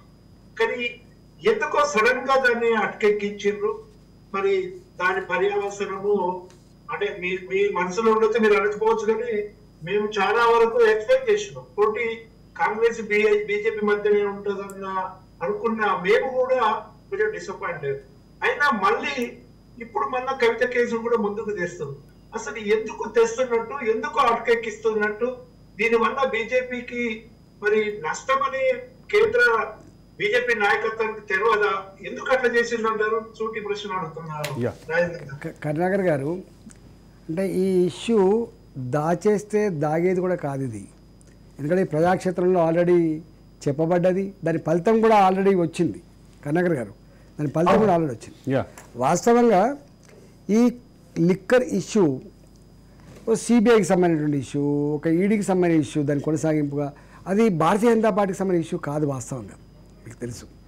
కానీ ఎందుకో భారతీయ జనతా పార్టీ అరెస్ట్ చేయబోతుంది, భారతీయ జనతా పార్టీ జైలు పెట్టబోతుంది అనేటువంటి భావన కల్పించబడ్డది. దాన్ని కాంగ్రెస్ పార్టీ సక్సెస్ఫుల్గా వాడుకున్నది. దాన్ని మీరు అన్నట్టుగా ఈ లిక్కర్ ఇష్యూలో దేశం మొత్తంలో చాలామందిని అరెస్ట్ చేస్తున్నప్పుడు దాన్ని కేంద్ర బిందువు అయిన కవిత గారిని ఎందుకు అరెస్ట్ చేయలేకపోయిండు అనే విషయంలో ఇవాళ మేము నమ్మించలేకపోయినాం ప్రజలు, వాస్తవం కూడా. కాబట్టి ఇవాళ ఆ ఇష్యూలో ఇద్దరు ఒకటేనని చెప్పి భావించింది. కాబట్టి ఎట్టి పరిస్థితుల్లో కేసీఆర్గా అధికారం రావద్దని కోరుకున్నారు. కాబట్టి ఇష్టం ఉన్నా లేకపోయినా ఈ జెండా చూల్లే కాంగ్రెస్ పార్టీ కొట్టేసిన విషయం వాస్తవం కాదంటారా కరుణాకర్ గారు? కానీ ఇప్పుడు నాకు విశ్వాసం ఉంది ఏంటంటే తప్పకుండా ఇప్పుడు ఈడీ లాంటిది కానీ లేకపోతే సిబిఐ లాంటిది కానీ సరే ఎవరున్నా తన పని తప్పకుండా తను చేసుకోపోద్దని విశ్వాసం ఉంది. చట్టం ముందు ఎవరు తప్పించుకోవాలనేటువంటి భావన ఉన్నది. ఇలా మనకు తెలుసు, మన రాజ్యాంగంలో మన చట్టం మీద మనకు అపారమైన గౌరవం ఉంది. కాబట్టి డెఫినెట్గా తప్పు కనుక జరిగి ఉంటే డెఫినెట్గా ఎప్పుడో ఒకనాడు శిక్ష తప్పదని నేను భావిస్తే మనిషిని. కానీ అదే సందర్భంలో కేసీఆర్ కే సాత్ కేసీఆర్ కా వికాస్ కే లియే బీజేపీ కామ్ కరే అనే వర్డ్ మాత్రం కవిత అరెస్ట్ విషయంలో జరిగినటువంటి రాజకీయం, న్యాయపరమైనటువంటి అంశాలు ఇవన్నీ దానికైతే ఆస్కారం కల్పించినాయి. ఇది కాదంటారా? యాక్చువల్గా మరి మోడీ గారు వచ్చినటువంటి సందర్భంలో ఇచ్చిన స్పీచెస్, నడ్డా గారు వచ్చిన సందర్భంలో ఇచ్చిన స్పీచెస్ మీరు ఎప్పుడైనా వినండి, అనలైజ్ చేసుకోండి. ఎక్కడ ఆ ప్రభుత్వాన్ని మేమేదో కాపాడే ప్రయత్నం చేసినట్టుగానో వాళ్ళ వ్యక్తులను కాపాడే ప్రయత్నం చేసినట్టుగా ఎక్కడ మేము చేయలేదు. నేను కొన్ని కాకపోతే ఏంటంటే అది బిల్డప్ చేయబడ్డది, రాజేంద్ర గారు ప్రజలకు నమ్మించబడ్డది. రాజేంద్ర గారు నేను కొన్ని ఘటనల సీక్వెన్స్ చెప్తా. ఒకటి, బీజేపీ ఎంపీలు ఇద్దరు కవిత అరెస్ట్ కాబోతుంది అంటూ పదే చెప్పటం, అప్పటి బీజేపీ రాష్ట్ర అధ్యక్షుడితో సహా. ఆ తర్వాత ఆ బీజేపీ రాష్ట్ర అధ్యక్షుడినే పదవి మార్పు జరగటం, దాన్ని చూసామా నాతో పెట్టుకుంటే ఏమవుద్దో అని కేసీఆర్ స్వయంగా ప్రెస్ మీట్లో చెప్పటం. ఇటువంటి అన్నీ చూసినప్పుడు కేసీఆర్ ఆనందం కోసం బీజేపీ అధ్యక్షుడిని మార్చింది అనే భావం ప్రజల్లోకి రావడానికి ఆస్కారం కల్పించిందా లేదా? తప్పు అంటే వాస్తవంగా జరిగింది ఏంటంటే 2022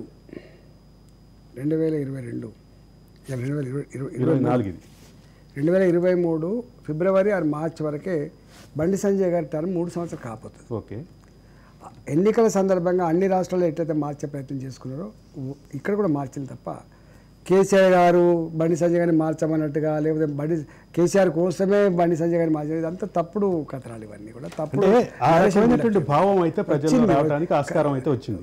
అంటే తప్పుడు వార్తల్ని కూడా పదే చెప్పి నమ్మించడం సక్సెస్ కావచ్చు, కానీ వార్త తప్పు, ఆ భావన తప్పు అంటుండే. బండి సంజయ్ గారి మార్పుకు దీనికి సంబంధం లేదు. శ్రీకాంత్ అడ్వకేట్, నిరుద్యోగ జేఏసీ అధ్యక్షుడు శ్రీకాంత్ ఉన్నారు మీతో మాట్లాడటానికి. ఆయన మీతో పాటు ఉద్యమాలు చేశారట, మీరు ఆయన్ని వివిధ సందర్భాల్లో రక్షించారని కూడా చెప్తున్నారు. శ్రీకాంత్ నమస్కారం. నమస్కారం శ్రీకాంత్. నమస్తే రాజేంద్ర, బాగున్నారా? బాగున్నా శ్రీకాంత్. చాలా సంతోషం అన్న, మీరు ఒక్కోటమి వంద తప్పుల కార్యక్రమానికి రావడం చాలా సంతోషంగా ఉంది. శ్రీకాంత్ డైరెక్ట్ గా క్వశ్చన్ అడగండి. ఓకే, తెలంగాణ ఉద్యమ సమయంలో రాజేంద్ర అన్న మొన్న ఏ విధంగా కాపాడినరో అందరు చూసినారు. విద్యార్థులుగా ఉన్నప్పుడు, పోరాట ఉద్యోగులుగా ఉన్నప్పుడు కాపాడినట్లాగే నిరుద్యోగులు ఉన్నప్పుడు తన వంతు సాయాన్ని తను చేస్తా వచ్చిండు. ముఖ్యంగా తెలంగాణ ఉద్యమంలో ఎమ్మెల్యే అనిల్ ని మేము హైదరాబాద్ గా దాడి చేసినప్పుడు తన కోడి పిల్ల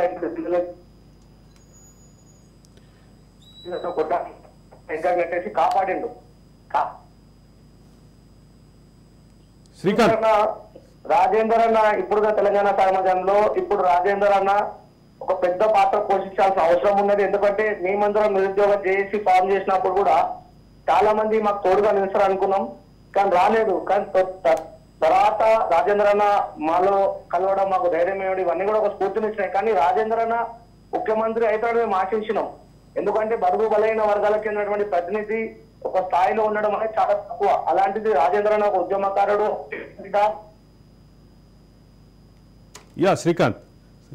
శ్రీకాంత్ అభిప్రాయం ప్రకారం ఒక బలహీన వర్గాలకు చెందినటువంటి నాయకుడు ఒక ఉన్నత స్థానంలో చూడాలనే భావం అయితే వ్యక్తం అవుతుంది. అయితే అదే సందర్భంలో నాకు ఇందాకటి నుంచి ఒక ప్రశ్న ఉంది రాజేంద్ర గారు. తెలంగాణలో 119 స్థానాల్లో ఎక్కడా ముదిరాజుకి ఒక్కడ కూడా సీట్ ఇవ్వలేదు బీఆర్ఎస్. ఇది కేవలం రాజేందర్ కారణంగానేనా? రాజేందర్ వెంటనే ముదిరాజులు ఉన్నారు అనే కారణంతో సీట్ ఇవ్వలేదా? అయితే కేసీఆర్ గారు ఎప్పుడు సోషల్ ఇంజనీరింగ్ గురించి మాట్లాడేది. కానీ ఒక్కొక్కసారి ఏంటంటే ఏమవుతుందిలే అంటే ఆయనకు చిన్న వర్గాల పట్ల, చిన్న కులాల పట్ల, ఆర్థికంగా లేని వాళ్ళ పట్ల చిన్న చూపు ఉందనడానికి కారణం అది.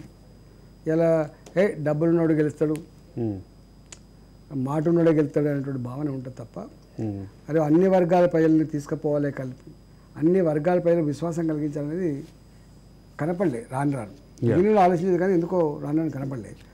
శ్రీకాంత్ చెప్పినట్టుగా భారతీయ జనతా పార్టీ మొట్టమొదటిసారిగా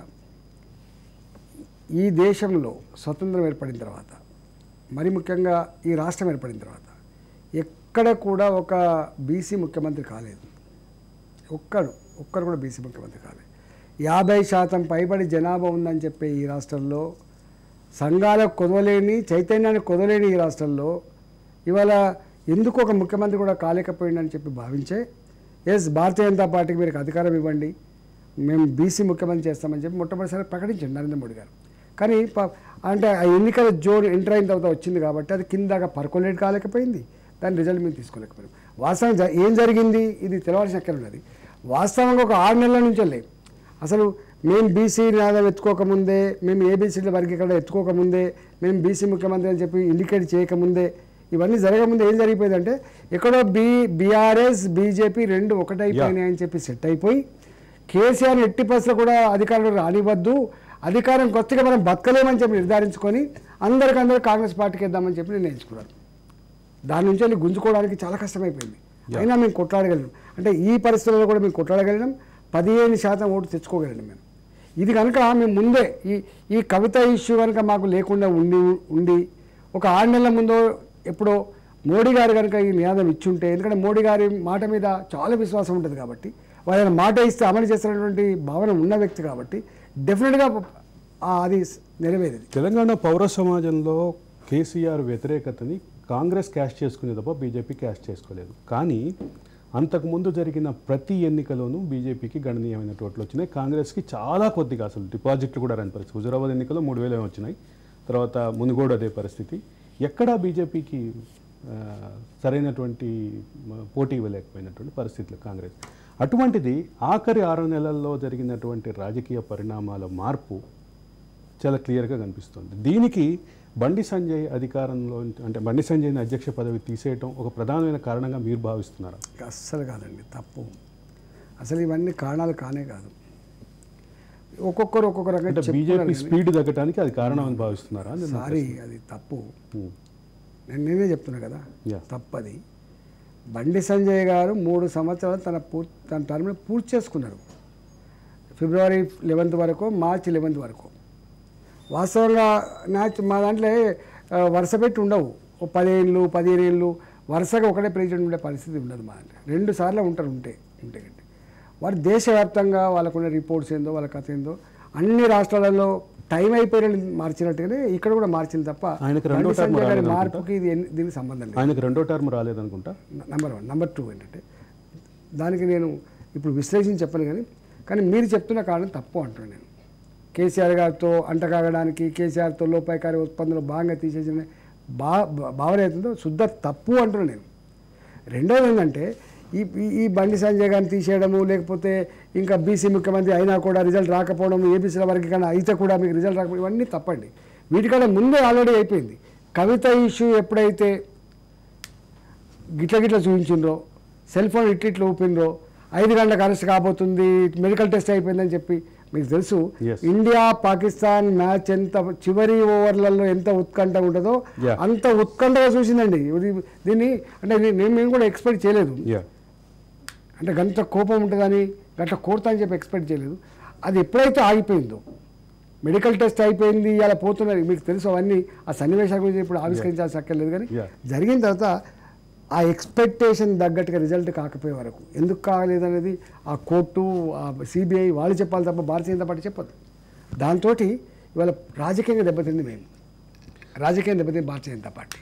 వాస్తవంగా ఇవాళ మీరు అన్నట్టుగా అన్ని ఎన్నికలలో భారతీయ జనతా పార్టీ గెలిచింది. కానీ ఈ ఇష్యూ వచ్చిన తర్వాత ఒక్కసారి ట్రెండ్ మారిపోయింది. మరొక చిన్న ప్రశ్న. ఇప్పుడు అంటే బీసీ ముఖ్యమంత్రి ఎస్సీ వర్గీకరణ ఈ రెండింటినీ కింద స్థాయిలోకి తీసుకెళ్ళలేకపోవడంలో బీజేపీ ఫెయిల్ అయింది అనే అభిప్రాయంతో మా నిర్ణయం ప్రధానమంత్రి గారు కానీ నడ్డా గారు కానీ అమిత్ షా గారు కానీ కేంద్ర పార్టీ కానీ తీసుకున్న నిర్ణయం చాలా గొప్ప నిర్ణయం. కానీ నేను ఇంతకుముందు చెప్పినట్టుగా మేము ఎప్పుడు ప్రకటించినాం ఎన్నికల షెడ్యూల్ వచ్చిన తర్వాత తీసుకున్నాం. నేను అదే చెప్తున్నా కింద స్థాయిలో ప్రచారాన్ని ఎట్లా సాధ్యమైతే చెప్పండి. ఒకసారి ఎన్నికల షెడ్యూల్ వచ్చిన తర్వాత ఇవంతా అలా అన్నట్టు ఉంటుంది. ఎవరి మాటలు ఎవరు వింటట్టు ఉండదు, ఎవరు పేపర్ చదివేటట్టు ఉండదు. తెల్ల అలేసి పొద్దుతే ఎవరు గెలుపులో వాళ్ళు ఉంటారు, ప్రజలు కూడా అటే ఉంటుంది తప్ప ఈ బీసీ న్యాయం ఏంది ఇదేంది. కాంగ్రెస్ వాళ్ళు సక్సెస్ఫుల్గా ఏం చేసినంటే వరంగల్ డిక్లరేషన్ అని చెప్పి కొన్ని ప్రకటించారు, మహిళా డిక్లరేషన్ అని చెప్పి కొన్ని ప్రకటించారు. వాళ్ళు ఎప్పుడో సంవత్సర కాలం నుంచి కొన్ని ప్రకటించుకుంటూ వస్తున్నారు. అందులో అన్నిటికంటే ముఖ్యంగా ఏంటంటే ఇవాళ నేను ఇంతకుముందు చెప్పినట్టుగా మేము కనుక ఈ కవిత ఇష్యూ కనుక ఇది ఇట్లా కాకపోతే ఒక 6 నెలల ముందు కనుక మేము నిర్ణయాలు ప్రకటించుంటే 100% రిజల్ట్ వచ్చేది. బీజేపీ వర్సెస్ బీఆర్ఎస్ జరగాల్సిన ఎన్నికలు బీఆర్ఎస్ వర్సెస్ కాంగ్రెస్ జరిగినాయి. అది మేము ఎక్స్పెక్ట్ చేయలేదని ఇందాక కూడా మనతో ఒక కాలర్ అన్నారు. దూలం కళ్యాణ్ ఉన్నారు మనతోటి, బీజేపీ ఓబీసీ మోర్చా కరీంనగర్ జిల్లా అధ్యక్షుడు. కళ్యాణ్ గారు నమస్కారం. నమస్తే. ఈటెల రాజేంద్ర గారు ఉన్నారు. నమస్కారం కళ్యాణ్. బాగున్నా కళ్యాణ్ డైరెక్ట్ క్వశ్చన్ అడగండి. ఇప్పుడు మన తెలంగాణ ప్రజలు ఏమనుకుంటారు అంటే మీ అందరికి సంబంధం మీరు ఒకసారి చెప్పాలన్నా అందరూ వీళ్ళు మీడియా కొత్త మీడియా మిమ్మల్ని నెగిటివ్ గా చూపిస్తుంది. అది కాంగ్రెస్ పార్టీకి వెళ్తాడు అని అది ఒకసారి అన్న మన ఫేస్బుక్ లో చెప్పాలన్నా మేము ఏ పార్టీకి బీజేపీలో ఉండమని. దీంతో చాలా ఇబ్బంది అవుతుంది అన్న. అది సోషల్ మీడియాలో ఇబ్బంది అవుతుంది, మీడియా పరంగా ఇబ్బంది అవుతుంది అన్న. మీ ప్రశ్న సూటిగా అడగండి కళ్యాణ్. కళ్యాణ్ ఒకటి గుర్తుపెట్టుకో, భారతీయ జనతా పార్టీని ఫేస్ చేసే సత్తా బీఆర్ఎస్ పార్టీకి లేదు. మనల్ని ఫేస్ చేసే సత్తా రేపు కాంగ్రెస్ పార్టీ కూడా ఉండదు. అందుకనే ఈ బీజేపీ లేకుండా ఉండాలి, కాంగ్రెస్ ఏం కోరుకుంటుంది, మాకు బీఆర్ఎస్ ఉండాలి, మాకు ముఖాముఖి కానీ వారు కోరుకుంటారు. బీఆర్ఎస్ ఏం కోరుకుంటుంది, కాంగ్రెసే ఉండాలని చెప్పి వాళ్ళు కోరుకుంటారు. భారతీయ జనతా పార్టీ ఉండాలని చెప్పి వాళ్ళు కోరుకోవట్లేదు. కాబట్టి ఇలాంటివన్నీ ఏ పేపర్ వస్తుంది, నమస్తే తెలంగాణలో వస్తుంది, తెలంగాణ టుడే వాళ్ళ పేపర్లో వస్తుంది. ఇంకెక్కడైనా అక్కడిక్కడ ఇంత డబ్బులు ఇచ్చి అక్కడిక్కడో వేయించేటోళ్ళు వేస్తారు. సోషల్ మీడియా వాళ్ళకు నిష్ణాతులు వాళ్ళు. నీకు తెలియనే ఉంది, సోషల్ మీడియాలో మనం చాలా చిన్నగా ఉన్నాం మనం. ఆ సోషల్ మీడియాలో పెడుతూనే ఉంటారు రోజువారీగా పూటవారీగా. దీన్ని ఖండించుకుంటే ఎవరు ఉంటుంది అమ్మి. Kalyan thank you for participation. అయితే ఇక్కడ పార్లమెంట్ ఎన్నికలు వస్తున్నాయి. 2019 పార్లమెంట్ ఎన్నికల్లో బీజేపీ కొంచెం గణనీయమైనటువంటి ప్రగతి కనిపించింది. ఆ తర్వాత 2023 ఎన్నికల్లో ఒక 20 స్థానాల్లో 2వ స్థానంలో గట్టిగా కనపడింది. అదే సందర్భంలో ఒక 8 స్థానాలు గెలిచింది, అనూహ్యమైన స్థానాలు గెలిచింది. ఇప్పుడు 2024లో రాబోతున్న పార్లమెంట్ ఎన్నికల్లో తెలంగాణలో బీజేపీ పరిస్థితి ఎట్లా ఉంటుంది అంటారు? యాక్చువల్గా తెలంగాణ ప్రజలకు తెలుసు, మళ్ళీ ఒకసారి గుర్తు చేస్తున్నాం. నేను ఇప్పుడే చెప్పినట్టుగా మా బీసీ ముఖ్యమంత్రి నినాదం కానీ, మా ఏబీసీల వర్గీకరణ కానీ, లేదు ఈ కవిత లిక్కర్ ఇష్యూలో మా మీద నెగటివ్ జరిగిన ఇంత జరిగినప్పటికి కూడా మా ఎమ్మెల్యేల అభ్యర్థులు కడుపుల పేగులు తెగిపట్టేట్టు కొట్లాడినారు. దాంతో 8 సీట్లు మేము గెలుచుకోగలిగినాం. 19 సీట్లలో నువ్వా నేనంటూ కొట్లాడి 2వ స్థానం నిలిచినాం. ఇవాళ మా మహేశ్వరం, మా శ్రీరాములు యాదవ్ 90,000 ఓట్లు వచ్చినాయి దాదాపుగా. పక్కకే ఉన్న తోకల శ్రీనివాసరెడ్డి రాజేంద్ర నగర్ దాదాపు 90,000 ఓట్లు వచ్చినాయి మాకు. ఆ పక్కకే ఉన్న రంగారెడ్డి గారు కావచ్చు. ఇట్లా ఇలా నేనైతేంది, ఇట్లా నేను ముఖ్యమంత్రి మీద పోటీ చేసినాం. ఇట్లా అనేక దిక్కుల మేము సీరియస్ కొట్లాడినాం. గన్ని ఓట్లు వచ్చినాయి, మాకు ఎప్పుడు రాలే. 46 స్థానాలలో డిపాజిట్ దక్కిందండి. అందుకని సరే మీరు టెక్నికల్గా ఓడిపోవచ్చు, కానీ గిన్ని ప్రతికూలమైన పరిస్థితులలో కూడా మేము ఇంత గొప్పగా రాణించడం, ఓటు సాధించడం మా విజయంగా మేము భావిస్తున్నాము. నరేంద్ర మోడీ గారు స్వయంగా ఢిల్లీలో మా పార్టీ సమావేశంలో చెప్పినారు వారు, ఎస్ మన ఓటు షేర్ పెరిగింది, మనకు ఆశ చిగురిస్తుంది తెలంగాణలో, తప్పకుండా ఎన్నికలకు వస్తామని చెప్పండి. ఇవాళ నేను గ్యారంటీ చెప్పగలుచుకున్నా, మీ ఇళ్లల్లో మీ మహిళలను అడిగినా కూడా, మీ ఇళ్లల్లో ఉండే మహిళలను అడిగినా కూడా మా ఓటు మాత్రం మోడీ గారికి అంటారు. అయితే కారణం ఏంటి అంటే దేశం భద్రంగా ఉండాలంటే, దేశం పురోగమించాలంటే మోడీ గారే ప్రధానమంత్రి గారు ఉండాలి అనేటువంటి భావన ఇలా ఎవరికి అనుమానం లేదండి, ఎవరి డిస్ప్యూట్ లేదు. నాకు తెలిసి మొన్నటిసారి మమ్మల్ని తిట్టుకున్న వాళ్ళు, లిక్కర్ స్కామ్లో ఇటు వీళ్ళు ఒకటైందని తిట్టుకున్న వాళ్ళు, లేదా కాంగ్రెస్ పార్టీకి ఓటేసిన కూడా రేపు వచ్చే ఎన్నికల్లో తప్పకుండా భారతీయ జనతా పార్టీని గెలిపించబోతున్నారు. 2024 పార్లమెంట్ ఎన్నికల్లో నా షోలో గెస్ట్గా ఉన్న ఈటెల రాజేందర్ మల్కాజ్గిరి అభ్యర్థి అని ఒక ప్రచారం జరుగుతోంది. నా దగ్గరికి కూడా చాలామంది వచ్చింది. వాళ్ళ మీ వీడియో రిలీజ్ కానీ, మీ ప్రోమో రిలీజ్ కాగానే చాలామంది నాకు ఫోన్ చేసి కూడా అదే అంటున్నారు. అదొకసారి క్లారిటీ ఇవ్వమని చెప్పి కోరుతున్నారు. సార్, మా పార్టీ ఎవరు ఎక్కడ నిలబడాలనేది పార్లమెంట్ బోర్డు నిర్ణయిస్తుంది. ఇక్కడ ఢిల్లీలో ఉన్న పార్లమెంట్ బోర్డు మా అధిష్టానం నిర్ణయిస్తుంది. నేను చెప్పిన బాధ్యత, అవకాశం ఇస్తే, హైకమాండ్ అవకాశం ఇస్తే మల్కాజ్గిరిలో పార్లమెంటుకు పోటీ చేస్తా అని చెప్పినాం. అది అప్పీల్ కూడా చేసుకున్నా. అంతే తప్ప నేను ఇక మల్కాజ్గిరిలో ఉంటున్నా అని చెప్పుకునేటువంటి అధికారం నాకు లేదు. మా పార్టీ మీరైతే రేస్లో ఉన్నారు, టికెట్ రేస్ అడిగినాను. దట్ ఇండికేట్స్ టికెట్ రేస్లో ఉన్నారు. తర్వాత అవధాని ఉన్నారు, Hindu retired special correspondent, Telangana అంటే ఈ మల్లన్న సాగర్తో సహా మిగతా నిర్వాసితుల సమస్యల మీద చాలా తీవ్రమైనటువంటి పనిచేసిన వ్యక్తి. అట్లాగే ఆయన ఒక బుక్ కూడా రాశారు. అవధాని గారు నమస్కారం. రాజేందర్ ఉన్నారు. నమస్కారం అవధాని గారు. అయ్యా నమస్తే. రాజేంద్ర గారు, సార్ కేంద్రము 2013 చట్టానికి తెచ్చిన సవరణ కారణంగా నిర్వాసితులకు సరైన పరిహారం ఇప్పటికీ అందరి పరిస్థితి. 2013 చట్టాన్ని యాజ్ గా ఇంప్లిమెంట్ చేసింటే నిర్వాసితులు ఎక్కువ లబ్ధి పొంది ఉండేవారు. ఈ విషయంలో మీరు అంటే వాళ్ళకి బెనిఫిట్ అయ్యేలా ఏం చేయబోతున్నారో తెలుసు. సరే, 2 విషయాలు. 2013 చట్టాన్ని అమలు చేసేటువంటి బాధ్యత రాష్ట్ర ప్రభుత్వం మీద ఉంటుంది, మీకు తెలుసు. దాన్ని అడాప్ట్ చేసుకొని అమలు చేసే బాధ్యత వాళ్ళ మీద ఉంటుంది. ఇక్కడ ఇష్యూ ఏంటంటే, మీరు అన్నట్టుగా నేను మంత్రిగా ఉన్న సందర్భంలో మీరు మల్లన్న సాగర్ కావచ్చు, లేకపోతే కొండపోచమ్మ కావచ్చు, లేకపోతే అటుపక్క ఉన్నటువంటి హుస్నాబాద్లో కట్టినటువంటి ప్రాజెక్టులు కావచ్చు, అన్నింటిలో కొంత మేరకి మేము కొంత చేయగలిగినాం, కొన్ని మేము చేయలేకపోయినాం.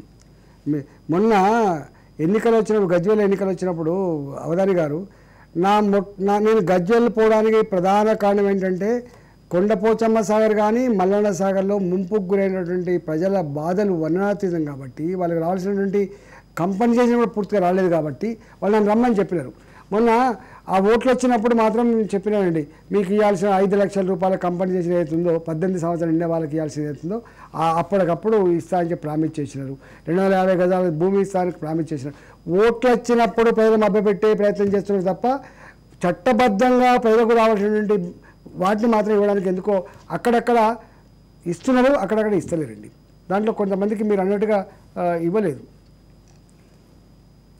యా వదాని గారు ధన్యవాదాలు. అయితే ఇక్కడ ఒక ప్రధానమైన అంశం వస్తుంది. తెలంగాణ సమాజం దృష్టిలో ఈరోజు ప్రధానమైన చర్చనీయాంశం తెలంగాణ ఆర్థిక వ్యవస్థని నాశనం చేయడానికి కాళేశ్వరం కట్టారు అనేది ఒక అంశం ఉంది. సగటు తెలంగాణ ప్రజల విషయంలో మనసులో ఈ విషయమే చర్చ జరుగుతుంది. ఇన్ని లక్షల కోట్లు పెట్టి కట్టిన ప్రాజెక్టు ఈరోజు నిరుపయోగంగా అయిపోయింది. దీని మీద మీ అభిప్రాయం ఏంటి? యాక్చువల్గా 2005 ప్రాజెక్టులు ఎజెండా మీదకి వచ్చినప్పుడు అసెంబ్లీలో నేను చర్చలో పాల్గొన్నాను. ప్రాణహిత చేవెళ్ళ తమ్మిడిహట్టి దగ్గర కట్టి చేవెళ్ళ వరకు నీళ్ళు తీసుకొచ్చే ప్రోగ్రాం. దాంట్లో 16,400 16,700 కోట్లతోటి ప్రతిపాదన చేసినారండి. ఒకటే లిఫ్టు, అవి వచ్చి చక్కగా ఎల్లంపల్లి పడితే శ్రీపాద పడితే అక్కడి నుంచి మిడిమానేరు రావాలి. అది అప్పుడే డిజైన్ చేయబడ్డ ప్రాజెక్ట్.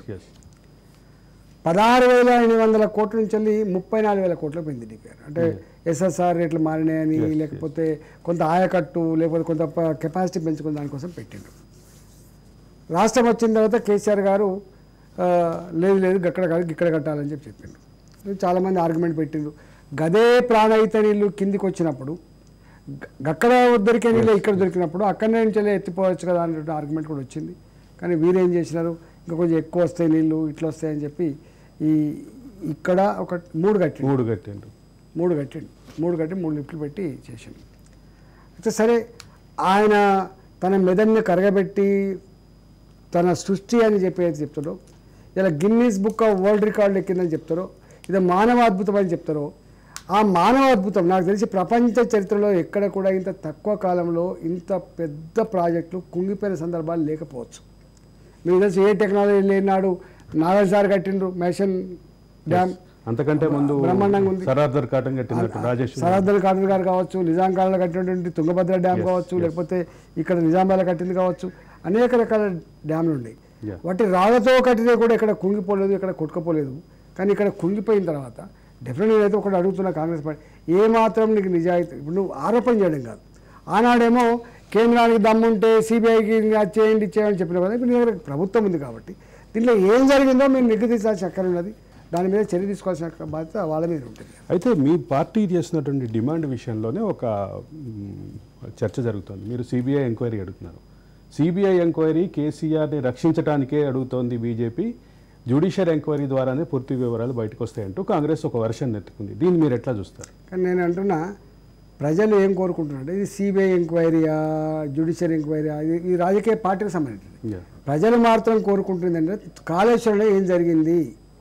ఎందుకంటే మేము మా చెమట సుక్కల మీద కట్టబడ్డ పనుల పైసలు కాబట్టి, 1 పైసా 2 రూపాయలు కాదు కాబట్టి, ఇప్పటికే 1,05,000 కోట్ల రూపాయలు బిల్లులు ఎత్తిండ్రు. ఇంకా 45,000 కోట్ల రూపాయలు ఇంకా ఖర్చు ఉన్నది.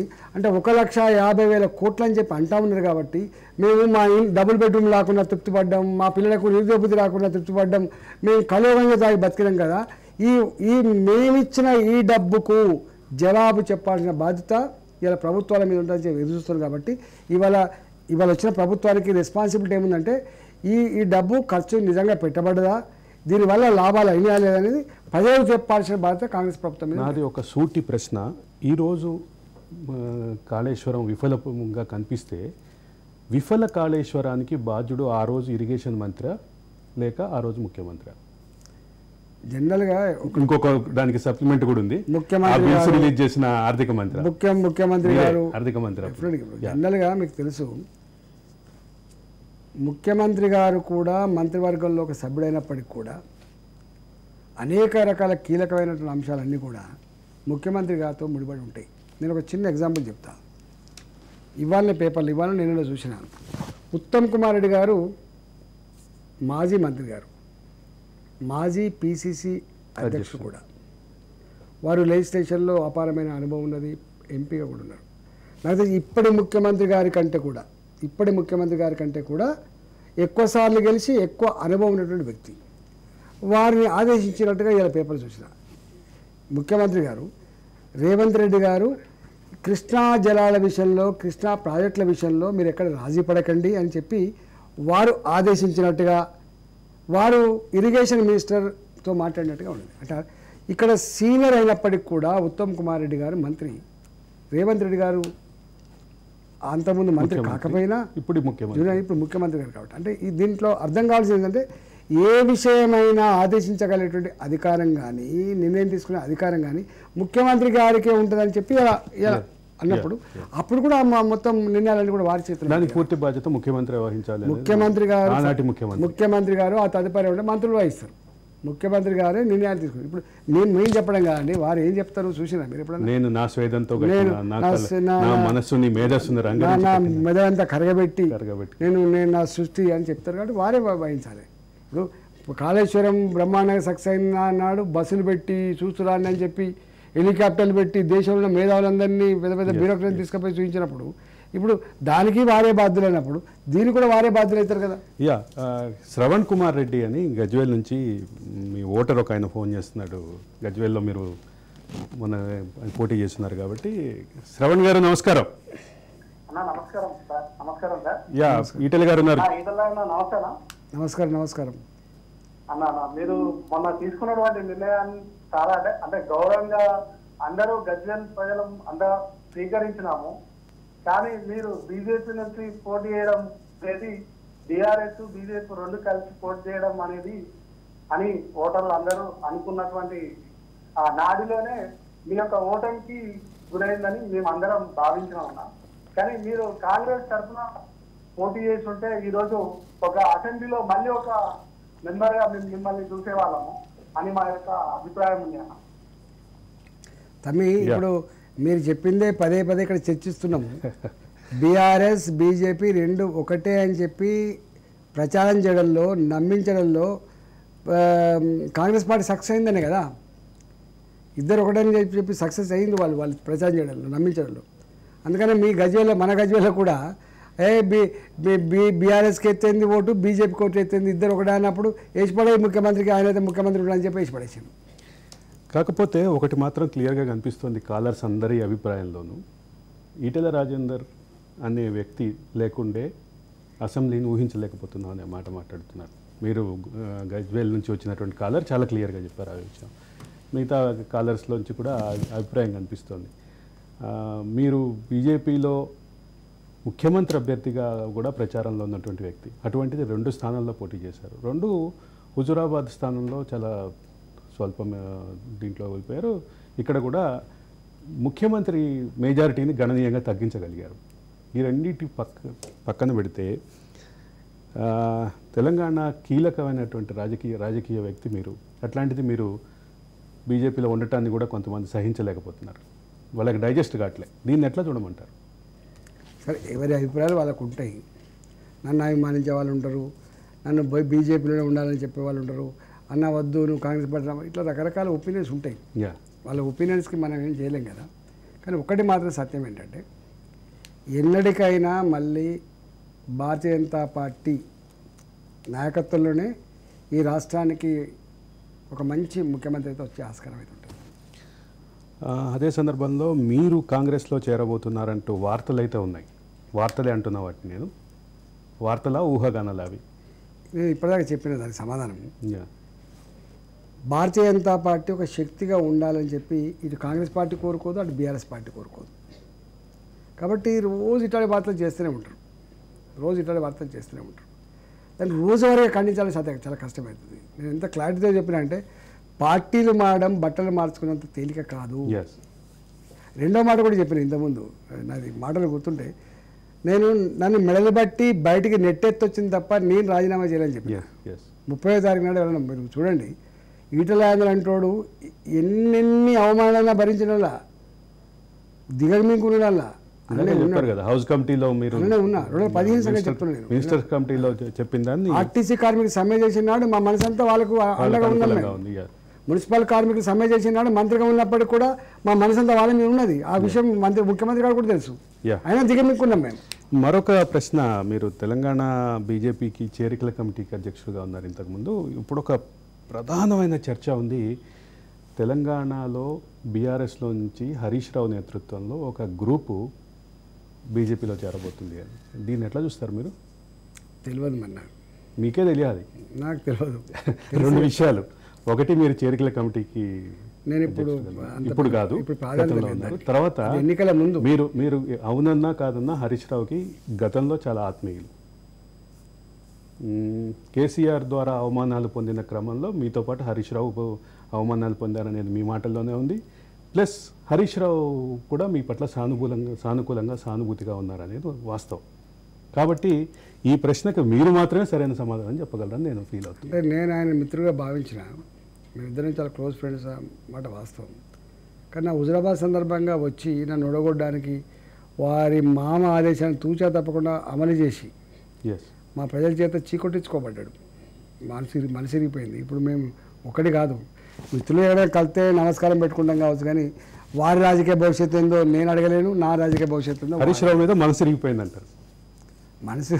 మనసు నా ఒక్కరికి, మా కాన్స్టిట్యూన్సీ. అదే సందర్భంలో మీ పైన ల్యాండ్ కబ్జా ఆరోపణలకు నిరూపించడానికి కూడా ఆయన ఆధ్వర్యంలోనే చాలా విస్తృత ప్రయత్నాలు కూడా జరిగినాయి. ఈ మొత్తం చూస్తే నాకు తెలిసి కాలేజీ రోజుల్లోంచి కూడా హరీష్ రావు మీకు పరిచయం లేదు? ఓకే, నాకు చాలా జూనియర్. మీకు చాలా జూనియర్, పరిచయం లేదు. నాకు తెలంగాణ ఉద్యమంలోనే పరిచయం. ఓకే, అయితే ఇక్కడ ప్రధానమైన ప్రశ్న, హరీష్ రావు రాకకి సంబంధించిన ఎటువంటి సమాచారం మీ దగ్గర లేదు. అంటే జనరల్గా ఎట్లుందంటే ఇవాళ రేపు రాజకీయాలు అంటే నేను చెప్తే తప్పు పట్టుకోరు అనుకుంటారు ప్రజలు. కాంగ్రెస్ పార్టీలో ఉన్న వాళ్ళు కాంగ్రెస్ పార్టీలో తృప్తి ఉండరు, బీజేపీలో ఉన్న వాళ్ళు బీజేపీలో తృప్తి ఉండరు, టీఆర్ఎస్లో ఉన్న వాళ్ళు టీఆర్ఎస్లో కూడా తృప్తి ఉండదు.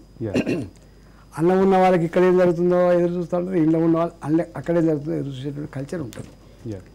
కానీ ఒక్కటి ఇప్పుడు నాలాంటి వాళ్ళు చూసిన తర్వాత ఇలా అప్పుడప్పుడు అనుకుంటూ ఉంటాం, ఎన్నైతే టెన్షన్ అయితే కామన్ కదా, ఏ పార్టీలో ఉన్న టెన్షన్ అయితే కామన్ కదా అనేది భావన అవుతుంది. కాంగ్రెస్లో ఉన్నా అదే టెన్షన్ ఉంటుంది. రాజకీయాలే ఇవాళ రేపు పరస్పర విశ్వాసాలతో కూడిన రాజకీయాలు కావివి, పరస్పర అవసరాలతో కూడిన రాజకీయాలు ఇవి. నా మాట మరోసారి చెప్తున్నా, పరస్పర అవసరాల సంబంధాలు తప్ప పరస్పర విశ్వాసాలతో కూడిన సంబంధాలు లేవు. ఒకవేళ హరీష్ రావు కనుక బీజేపీలోకి వస్తే 2024 ఎన్నికల పార్లమెంట్ ఎన్నికలు కానీ ఆ తర్వాత వచ్చే 28 అసెంబ్లీ ఎన్నికలు కానీ ఈలోపు వస్తే మీరిద్దరూ కలిసి పనిచేసే అవకాశాలు ఏ మేరకు ఉంటాయి? ఎవరు వచ్చినా కలిసి పనిచేస్తాం. రాజకీయాల్లో మీకు ఒకటి గుర్తుపెట్టుకోండి, అసలు ఇవాళ ఉన్న నాయకుడు రేపు ఇంకో పార్టీలో ఉంటాడు, అక్కడ ఉన్న నాయకుడు రేపు ఇంకో పార్టీలో ఉంటాడు. 5 పార్టీలు 6 పార్టీలు మారిన ఈ రోజులల్లో ఎవరు వచ్చినా కలిసిమెలిసి పనిచేయడానికి సిద్ధంగా ఉన్నాం మేము. మీ పాత బాస్ హాస్పిటల్లో ఉన్నప్పుడు మీరు వెళ్ళి చూసారా? పోలే. ఇంతమంది పోయారు, ఆయనని రాజకీయంగా వ్యతిరేకించిన ఇంతమంది పోయారు. కేసీఆర్ హాస్పిటల్లో ఉంటే మీరు ఎందుకు వెళ్ళలేదు?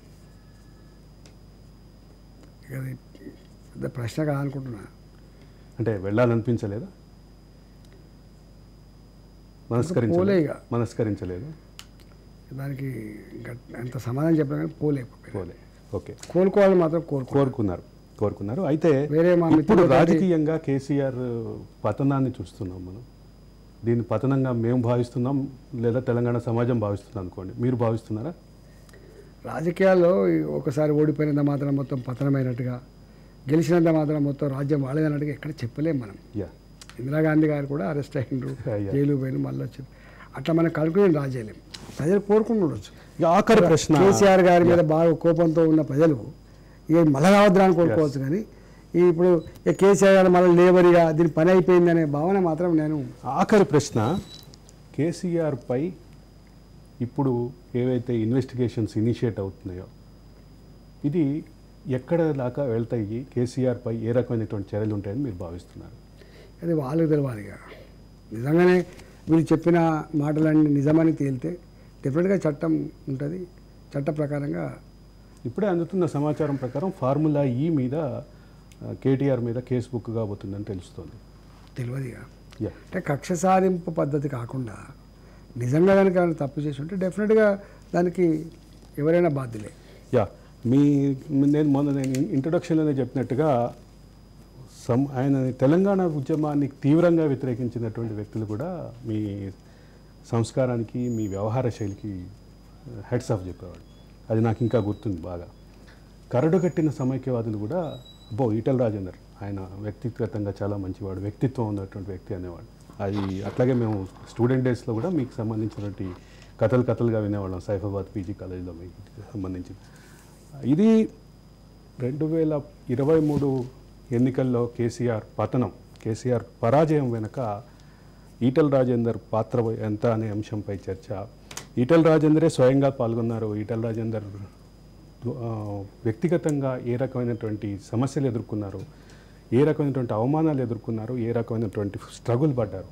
అదే సందర్భంలో తెలంగాణ స్పిరిట్ని ముందుకు తీసుకెళ్లే క్రమంలో, తెలంగాణ ఉద్యమ స్పిరిట్ని ముందుకు తీసుకెళ్లే క్రమంలో ఈటల రాజేందర్ ఏ రకమైనటువంటి స్ట్రగుల్ పడ్డారనేది మనకి క్లారిటీ వచ్చేసింది.